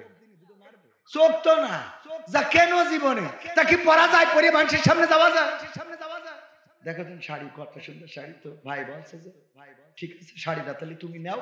কবির বিন সামাদ ও জামাত করে, আমিও জামাত করি, অসুবিধা নেই। ও আমিও জামাতের রুকন, ও 2014 সালে জামাতের রুকন সভাপতি ছিল মালয়েশিয়া। তো সুতরাং অসুবিধা নেই, ও আমি মিট করি, মানে না হয় মারামারি ফাটাফাটি করি, আগেও কত জেল খাটিছি, এখনো না হয় কাটবো। শাড়িটা তুমি শাড়ি পেয়ে খুব খুশি, জীবনে একটা মনের মতো জিনিস পাইছি। রাত্রি শোয়ার সময় বকুল ভাই বলছে, বেবি শাড়ি কি সত্যি তোমার পছন্দ হয়েছে? তো আছে জীবনে আজকে একটা ভালো জিনিস, তবে তুমি পছন্দ করে কেন নি বলে এটা ভালো হয়েছে, তোমার তো পছন্দ ভালো না, এই জন্য সুতো ভালো, কালার ভালো, পাড় ভালো, মিহি আছে, খুব সুন্দর। তা বলছে স্ত্রী, হায়াত মৌতের কথা বলা যায় না, তুমি এক ঘুমিয়ে আবার সকাল হইতেও পারে, না হইলে আবার কি চলে যাওয়া লাগতে পারে। মনের কথাটা বললে তুই আসলে শাড়িটা আমি তোমার ভালোবেসে চুয়াডাঙ্গা নিজে পছন্দ করে কিনেছি। বলছে সত্যি সত্যি তুমি কিনেছো? আমি কিনেছি তোমার জন্য। বলছে তালিয়ার রং থাকবে, তালিয়ার আচ্ছা ওর কিয়ামত পর্যন্ত খুশি করা সম্ভব আছে না নাই? ওগো আমার মা বোনেরা, এরকম যদি হয় দয়া করে পরিবর্তিত হয়ে যান। স্বামী কষ্ট করে আপনার জন্য অনেক রক্ত পানি করে ঘাম ঝরিয়ে কষ্ট করে আপনার জন্য জিনিস কিনে আনে। বাজারে যাওয়ার পরে আমার বকুল ভাই জামাতের আমির হওয়ার কারণে হঠাৎ বাজারের কোন দোকানদার ডাক দেয়, বকুল ভাই আপনার জন্য আমি এই যে একটা কচু রেখে দিয়েছি ভাই, এক সপ্তাহ ধরে আমি এই কচুটা আপনাকে, আমি ভাবছিলাম যে আপনি আসবেন, মানে ওই কচুটা বিক্রি হয়নি, মান কচু ওইটা দিতে হবে কার? বকুল ভাই আপনার জন্য রেখে দিয়েছি ভাই, এক সপ্তাহ ধরে আমি নিয়ে যাচ্ছি আর নিয়ে আসছি, আপনি নিয়ে যান, এইটা আপনি খাওয়ার পরে ভাই বলছে কাল চুল করবেন, তো বলছে আপনি কাল আবার আমার খোঁজবেন, নিয়ে যান আপনি, আমি দিলাম, কোনো কথা বললেন, কোনো কথা বলা লাগবে না। বললে গোশ কিনতে গেলেও দেখবেন শয়তানরা, গোশ কিনতে যাবেন খালি করে চুপ করে দাঁড়ায় থাকেন, কোনো কথা বললেন না। কি দিই আপনি দেখেন, বাড়িতে হিসেব করবেন, এই বললে কুপান দিয়ে যত হার সবর মধ্যে ঠিক না বেঠি, এত নগদ কথা বলবে, আমি ভয়তে নিজে গোশ কিনতে চাই। কবির ভাই আপনার বলিস না, আপনি কথা বললেন না, এমন করে। আমি বলছি ভাই এটা কি কাটছেন ভাই, সব তো হার নেন আপনি কাটেন, আপনার যা মনে চাই আপনি কেটে নিয়ে তো যান, আপনার জন্য, আপনার তো বিশ্বাস হইলো না, কেটে নিয়ে যান। বাড়ি নিয়ে গেছি, বউ বলছে তোর ঘর আমি করবো, তোর গোশ কিনতে গেলে যে হার কিনি সে মানুষের পাতে দেওয়া যায়, কি জ্বালা, আমাকে সংসারে অশান্তি করে, কারণ আমরা হুজুর মানুষ বেশি কথা বলতে পারি, তাই না বকুল ভাই? এখন ওই কচু কিনে দিয়েছে, সেই কচু রান্না করিয়েছে ইলিশ মাছ দিয়ে, কচু থেকে গাল চুলকাবে, ওর মধ্যে যে ইলিশ মাছ দিয়েছে ও খালু চুলকাচ্ছে, কড়াই এনে সামনে দিয়ে বলছে তুই জামাতের আমের গিরি করি, তোর কচু কিনা লাগবে না, এই গোটা খাবি তারপরে মিছিল যাবে, তো জামাতের আমির আসবে, তো এই কচু শেষ করি কিন্তু যাওয়া লাগবে, চালার শেষ সংসারে অশান্তি বাধায় ওরা ঠিক করা কি চাই, কত অঞ্চলা আমাদের শুধু মা বোনেরা, দয়া করে আপনারা একটু একটু শর্ট মাইন্ডে আসেন, আমাদের একটু রহম করেন, দয়া করেন। বাজারেও আমাদের বিপদ, ওদের কাছে বিপদ, মাছ পচা মাছটা যেটা বিক্রি হয়নি আর হবেও না, কেউ কিনবেও না, কয়েক প্যাকেটটা ধরেন ভাই, ওজন দেন, ওজন দিয়ে লাগবে না, আপনি প্যাকেট ধরেন, ওজন না করি প্যাকেটের মধ্যে কুটতে যাই দেখে সব আলোয় যাচ্ছে, ব্যাস এই নে তুই কোট, আমি ওয়াজ করি বেড়ে, আমি মাছ কুটা সম্ভব, এই অঞ্চলা গুলো বাধাই, মা বোনেরা আপনারা বুঝবেন, এগুলো আমাদের দোষ না, এগুলো স্বামীর দোষ না, আপনার স্বামী সরল ভালো মানুষ, আর ভালো মানুষ বুঝলেই তো আপনি করি খাচ্ছেন, কথা কয় না। আমি বলি আমার মাঝে মাঝে কয় তোমার তো পছন্দ ভালো না, বললাম পছন্দ ভালো না বলি তো তোর নিয়ে করি খাচ্ছি, ভালো হলে তো পরিমাণে ধরে আনতাম, ঠিক না বেটে? হ্যাঁ পাগল কি কম, এই জন্য এখন আর এই কথা পাই না, বুঝে গে লাইন মতো, আমি তো বক্তা মানুষ একভাবে বুঝাই দিই, আল্লাহ হেদায়েত নসিব করুন, বলেন আমিন। এগুলো খেয়াল রাখবেন, মানুষের একটু মা বোনেদের একটু বোঝা দরকার, একটু পরিবর্তন হয়, তাহলে 1 নম্বর কি না শুকুরি করে, আর 2 নম্বর কি, 2 নম্বর হলো বেশি বেশি অভিশাপ দেয়। কি সাপ দেয়? কি সাপ? ধুড়া না, জাত না, গোখরা না, কি সাপ? অভিশাপ। এই দুইটা মা বোনেদের অভিশাপ। স্বামীর কিছু হয়েছে, এক মহিলা ফোন দিয়েছে, হুজুর আপনি কি কবির বিন সামাদ? হ্যাঁ। আপনি ওই যে প্রশ্ন করেন উত্তর দেন তাই না হুজুর? হ্যাঁ। হুজুর আমার স্বামী মরে গেছে, আমার কিছু করার না, আমার বউ আছে, আমিও, এখন তো দ্বিতীয় বিয়ে চিন্তাই করা যাবে না, আগে দ্বিতীয় বিয়ে করলে বাড়ি একটু অশান্তি হইতো, এখন কোনো অশান্তি নেই, হয় মেরি ফেলছে না মেশিন কেটে নিয়ে চলতে হবে, ঠিক না ভাই? ঠিক, একদম ডাইরেক্ট, কোনো কথা নেই। আমি বললাম আমি সরি, বলছে না আপনার বিয়ের জন্য ফোন দিইনি, আমি একটা প্রশ্ন করার জন্য। কি প্রশ্ন? আমার স্বামী খুব অসুস্থ ছিল, ও আমার হক আদায় করতে ব্যর্থ, তো আমি ওর বললাম তোর মরণ করে না কেন আল্লাহ, তুই মরিস না কেন, তোর আল্লাহ তোলে না, আজরাইল আসে না কেন, বাড়ি কুত্তা রেখে বুঝলি, কুত্তা বাড়িতে পাঠাই দেবো যেন ফেরেশতা আসতে পারে। তো এইগুলো বলতাম। আমার স্বামী মারা যাওয়ার পরে আমার মনের মধ্যে কষ্ট লাগছে, যে আসলে কি আমার অভিশাপে মারা গেল নাকি তার হায়াত শেষ হয়েছে তাই মারা গেছে। আমি বললাম হায়াত শেষ হয়েছে তাই মারা গেল না অভিশাপে, কারণ দোয়া বদদোয়া কবুল হয় না, হয় না, এটা তো আর আমি বলতে পারবো না। তবে এতটুকু বলতে পারি, বিশ্ব নবীর হাদিস হলো নারীরা বেশি বেশি জাহান্নামে যাওয়ার কারণ দুইটা। কয়টা? 1 নম্বর না স্বামীর প্রতি না শুকুরি, 2 নম্বর হলো বেশি বেশি অভিশাপ দেয়া। আপনি যে অভিশাপ দিচ্ছেন তার মানে জাহান্নামে যাওয়ার যে কারণ, সেই কারণ একটা অলরেডি বাস্তবায়ন করে ফেলেছে, ঠিক না? ঠিক, এইগুলো করা যাবে না, এগুলো করবেন না। আল্লাহর নবীর কন্যা ফাতেমা রাদিয়াল্লাহু তাআলা আনহা, হাসান হুসাইন 3 দিন ধরে খায় না। ফাতেমাকে বললেন, ওগো ফাতেমা, ওগো আমার মা একটু খাবার দাও, পাথর বেঁধে রেখেছি পেটে, আর তো সহ্য হয় না গো মা। ফাতেমা বললেন, ওগো হাসান হুসাইন, তোমরা কি তোমাদের বাবাকে চোখে দেখো না? আমারে কেন ডিস্টার্ব করো বারবার? আমার কাছে কেন খাবার চাও, তোমার বাবাকে কেন বলো না? ওই সবাই আলী রাদিয়াল্লাহু তাআলা আনহু গোটা মদিনায় ঘুরেছে, কোথাও কোনো কাজ পায় না, কোথাও কোনো চাকরি পায় নাই, কোনো অর্থ উপার্জন করতে পারে নাই।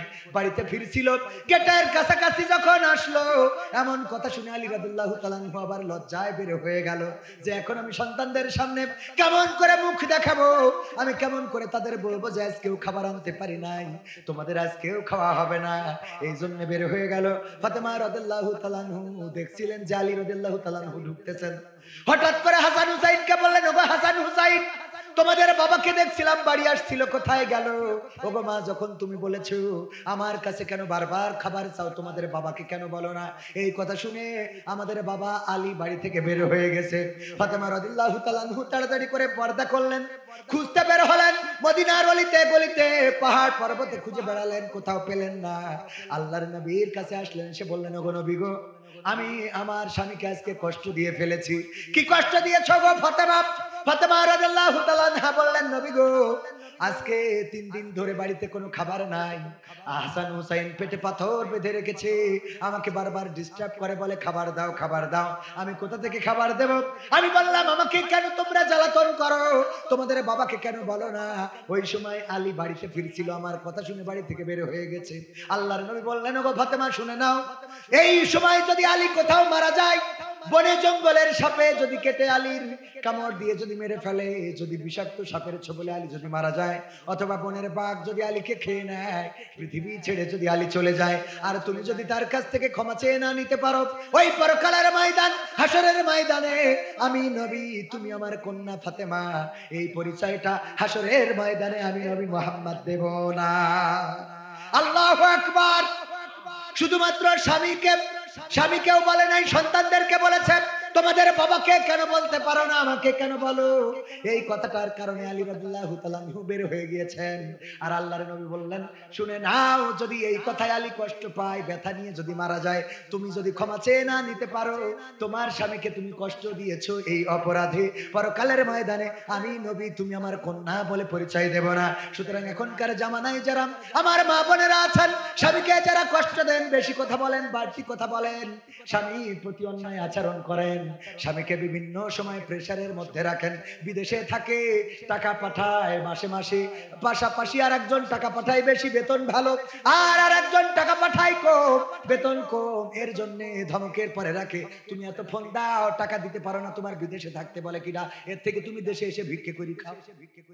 তো দেশে এসে ভিক্ষে করে খালি তুই হলি ফকিরের বউ, কার বউ? ভিক্ষে করে খালি তোর দাম বাড়লো। মাঝে মাঝে বউরা বলে, এর থেকে যদি ভ্যানালার সাথে বিয়ে হইতো তা ভালো হইতো, তো ভ্যানালার বউ হলি ভালো হইতো, তোর তো আসলে ওইগুলো ধর। এরকম আছে না নাই? ফকিরের বউ হইতে চাই, স্ত্রীকে স্বামীকে নির্যাতনের পরে রাখে, স্বামীর পাগল বানায় রাখে। আমার পাগল এখন আবার কি হয়েছে, কাপল ভুলা, কি ভুলা? হাই গাইস, হ্যাঁ আমাকে কেমন লাগছে আজকে? হ্যাঁ গাইস, আমার কথা কি শোনা যাচ্ছে? শোনা গেলে তোমরা একটা কমেন্ট মেরে দাও, একটা কমেন্ট করো। এই তো বকুল ভাই কমেন্ট করেছে, হ্যাঁ আমাকে শুনতে পাচ্ছেন। হ্যাঁ হ্যাঁ, আমার পিছনে কাকে এনেছি দেখেছো তোমরা? আমার পাগলটাকে এনেছি, পাগল। ও কবির বিন সামাদ জয়েন করেছে। হাই কবির বিন সামাদ। শয়তান, বউ নিয়ে কাপল ভুলাক আছে না নাই? আর ওর বলে পাগল, তা ও পাগল হইলে পাগলের বউ তুই, কার বউ?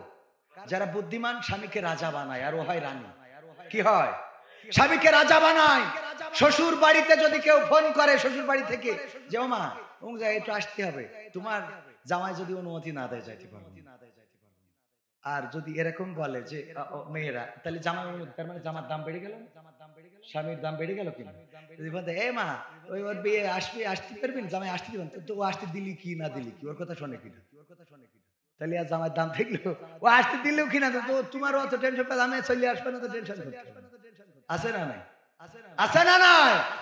স্বামীর দামটা বাড়িয়ে দেন। স্বামীর, আমার স্বামীর কথার বাইরে আমি যাইতে পারবো না। 3 নারী এক জায়গায় হলি, আরে বাবা গল্প কি গল্প, মানে স্বামীর। আমার আব্বা বলতো যে একজন বিয়ের সময় ও শ্বশুর একটা গাই গরু দিছিল, গাই গরু এরম বিয়ে করার সময় দেয় না, তো গাই গরু দেশে, সে গাই গরু এমন গাই গরু সে মানে পুরো ওই বাজারে একবার বেচতে নিয়ে গেছিল, তো একজন যেই বলছে ভাই দুধ হয় কতটুকু, তো বলছে গায়ের জ্বালায় গায়ে বাঁচছে না, দুধ হয় কতটুকু, মানে গায়ের এত খারাপ যে ওর জ্বালায় ও বাঁচছে না, দুধ হয় কতটুকু। ওই গরু বিক্রি হয়নি বুঝলে দেশে যে এটা জামাত দিয়ে দাও, নিয়ে আসতে যাইয়ে শালারা এক শালা পিছনতে ঠেলিছে আর একটা টেনেছে, তাও 3বার ব্রেক ফেল করেছে, ওরা আবার লেজ ধরে স্টার্ট দিতে তারপরে উঠেছে ওই গরু এই নিয়ে দেশে, ওই গরু আর মরে নাই, ওই গরু আর মরে নাই। অনেক কষ্ট করি আমার বকুল ভাই আলমডাঙ্গার পরে 3 শতক জমি কিনেছে, বলছে চলো আজকে রেস্টি, যারা কি ইয়ে করবে ওকে তো একটু খাওয়াতে হবে, তোমারও খাওয়াবো। যাওয়ার সময় বলছে আব্বাকে বাড়িতে গাই গরুটা এনে দিলাম বুঝলি, এত দূর হয়ে গেছে। হ্যাঁ, এবার ওখানে ঘর করিয়েছে 5 তলা বিল্ডিং আলমডাঙ্গার পরে, করার পরে বলছে চলো আজকে ফিতে কেটিতে উদ্বোধন করতে হবে। ধাক্কাতে বলছে আব্বাকে বাড়িতে গাই গরুটা আনিলাম বুঝলি, তা না হলে তোমার এত কিছু করতে হইতো না। এরপরে এবার চিন্তা করলো গরু যাক ঘর একটা করেছে, একটা 4 চাকার প্রিমিয় গাড়ি কিনি, একটা প্রিমিয় গাড়ি কিনেছে, কিনে বলছে স্ত্রী সিটি বইসো, তোমার নিয়ে আজকে আলমডাঙ্গা চষি বেড়াবো, দেখাবো যে আমি তোমার কত ভালোবাসি। দরজা খুলিয়ে দে উকি মেরি বলছে আব্বাকে বাড়িতে গায়ে গরুটা আনিলাম বুঝলে, তা না হলে এত কিছু হইতো না। এরপরে আমার ধারণা হইলো মারা যাওয়ার পরে যদি জান্নাতে যায় আর একসাথে যদি সিঁড়িতে আল্লাহ কোনোভাবে উঠায়, ধাক্কাতে বলবে আব্বাকে বাড়িতে গায়ে গরুটা আনিলাম বুঝলি আমরা জান্নাতে। খুঁটা দিয়া কাকে বলে, ওই গাই গরু ও মরে কবরে যাবে, তা ওই আব্বাকে বাড়িতে যে ফানিক সাইকেল মার্কে একটা গাই গরু নিয়ে আইলো, সব রড মানে পাজরের হাড় এক্সরা করা লাগবে, ওইটাই এক্সরা। এইগুলো করা যাবে, মনে থাকবে। তাহলে মা বোনেরা পর্দা করে চলতে হবে। যুবকেরা আমি বলি 5টা কাজ করতে হবে। 1 নম্বর নামাজ কাজা করা যাবে, নামাজ কাজা করা যাবে।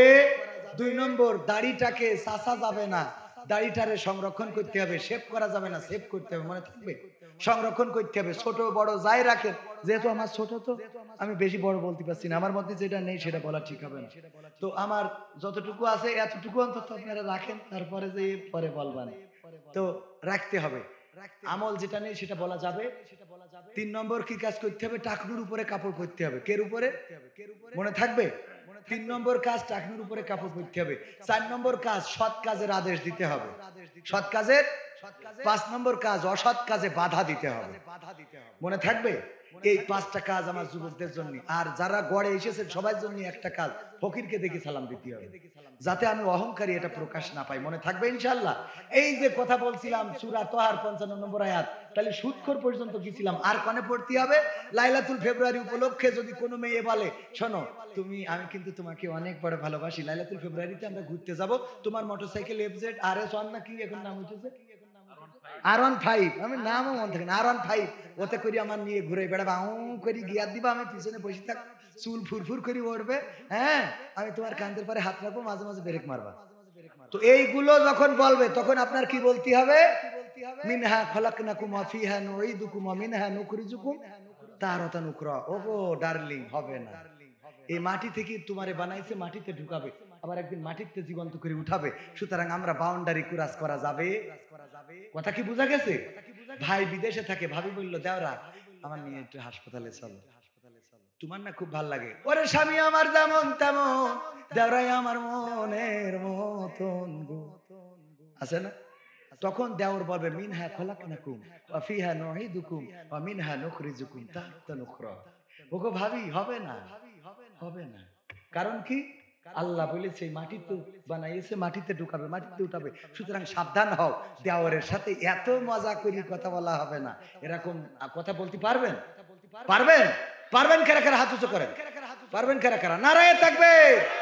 খুব ভেবে চিন্তে হাত উঁচু করছে, কারণ ও বলবে কি, যদি ভাবি ডাক দেয়, বিদেশে থাকে, ও ভাবি বাড়ি আছে, হ্যাঁ কিডা, বল্টু ভাই, হ্যাঁ বল্টু ভাই বলছে, আসেন ভাই। আল্লাহ, আপনার ভাই বিদেশে যাওয়ার পর তো আপনি আমার কথা ভুলেই গেছেন। ভাবি একটু পানি খেতে, কি বলছেন পানি, আমি শরবত করে এনে দিচ্ছি, একটুখানি বসেন ভাবি। শরবত বানাইতেছে, লবণ এত বেশি হয়েছে যে মুখি দিয়ে আর খাইতে না, লেবু তো নেই, মুখি দিয়ে মুখ পুড়িয়ে যাচ্ছে। ভাবি কেমন হয়েছে সারু বাচ্চা? ও ভাবি আপনার হাতে এত জাদু, আল্লাহ ওই লবণ খেয়ে জাদু, শয়তান কোথাকার। তো লবণ খেয়ে তো জাদু, তোর কক্সবাজারে নিয়ে যে সুবানি খাওয়ানোর দরকার, শয়তান। ওখানে কি পড়তে হবে মনে আছে তো? তাহলে কবরে না, জ্যান্ত মানুষের কাছে পড়েন। জ্যান্ত মানুষ অন্যায় করতেছে, সেই সাথে সাথে পড়বেন। চাঁদাবাজি করতেছে, ওই যে মাদ্রাসা, আমার ই ভাই মাদ্রাসা করেছে, সোহাইব আশরাফি ভাই, মাটির টিরা কাটকে দিয়েছে, দেখেছেন? চাঁদা না দিলে ছাড়বে না। ওই নেতা যেই বলতে হবে মিনহা খলাকনাকুম ওয়া ফিহা নুঈদুকুম ওয়া মিনহা নুখরিজুকুম তারাতান উখরা। এই এই মাটি আটকে দিচ্ছিস, অথচ এই মাটিতে তোর বানাইছে, এ তো তোর আব্বা। কথা কয় না, কথা বোঝা গেছে তো? আজ আমার ওয়াজ আঞ্চলিক ওয়াজ, এলাকার মানুষ এলাকার ভাষায় বললাম, আপনি বুঝলেও ভালো না বুঝলেও ভালো, মানলেও ভালো না মানলেও ভালো, আমার বলার কথা বললাম। মুয়াজ্জিন আজান দেয়, ওর দায়িত্ব শেষ। কিটা পিছনে এসে দাঁড়াইলো কিটা দাঁড়াইলো না ওর ব্যাপার, কথা কয় না। আমি আজান দিলাম, ডাক দিলাম, ভালোর জন্য বললাম, শুনলেও ভালো না শুনলেও ভালো। যদি না শোনেন মরার পরে আবার বললেন না যে হুজুর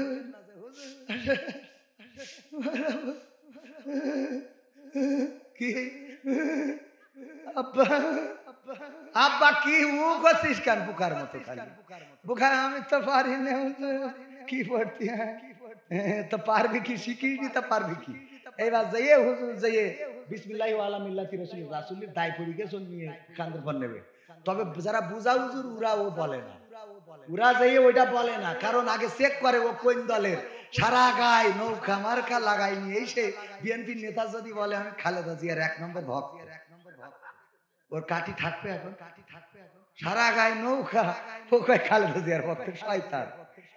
তো তোর সারা তোর তুই নবী বিসমিল্লাহি ওয়া আলা মিল্লাতি রাসূলিল্লাহ, তোর যে বইলে নবীর দলে উঠবো, তোর মুখে দাড়িটাও নেই, টুপি পরিসনি, নামাজ পড়িসনি, ইসলামের পথে চলিসনি, তুই কি করি রাসূলের দলে? এই জন্য যেসব হুজুর বোঝে ওরা যাই দেখে যে ও কোন লাইনের, যাই বলে বিসমিল্লাহি ওয়া আলা মিল্লাতি নরেন্দ্র মোদী। কি ও যদি ওই দলের হয় যারা ওই পাশে চলে যাবে, বিসমিল্লাহি ওয়া আলা মিল্লাতি তোর কাছে দিলাম, তুই যা পারিস কর, ঠিক না বেঠে? বিসমিল্লাহি ওয়া আলা মিল্লাতি বাইডে, যারা আমেরিকার দলে ওই পাশে যা, তার ভাষা হয় ডোনাল্ড ট্রাম্প। বিসমিল্লাহি ওয়া আলা মিল্লাতি ওম শামসুসি, মনে থাকবে? রাসূলের ঘাড়ে দিয়ে লাভ নেই, মনে থাকবে কথা? আল্লাহ সবাইকে আমাদের কথাগুলো শোনার বুঝার আমল করার তৌফিক দান করুন। ওয়া তৌফিক ইল্লা বিল্লাহ। আসসালামু আলাইকুম ওয়া রাহমাতুল্লাহ।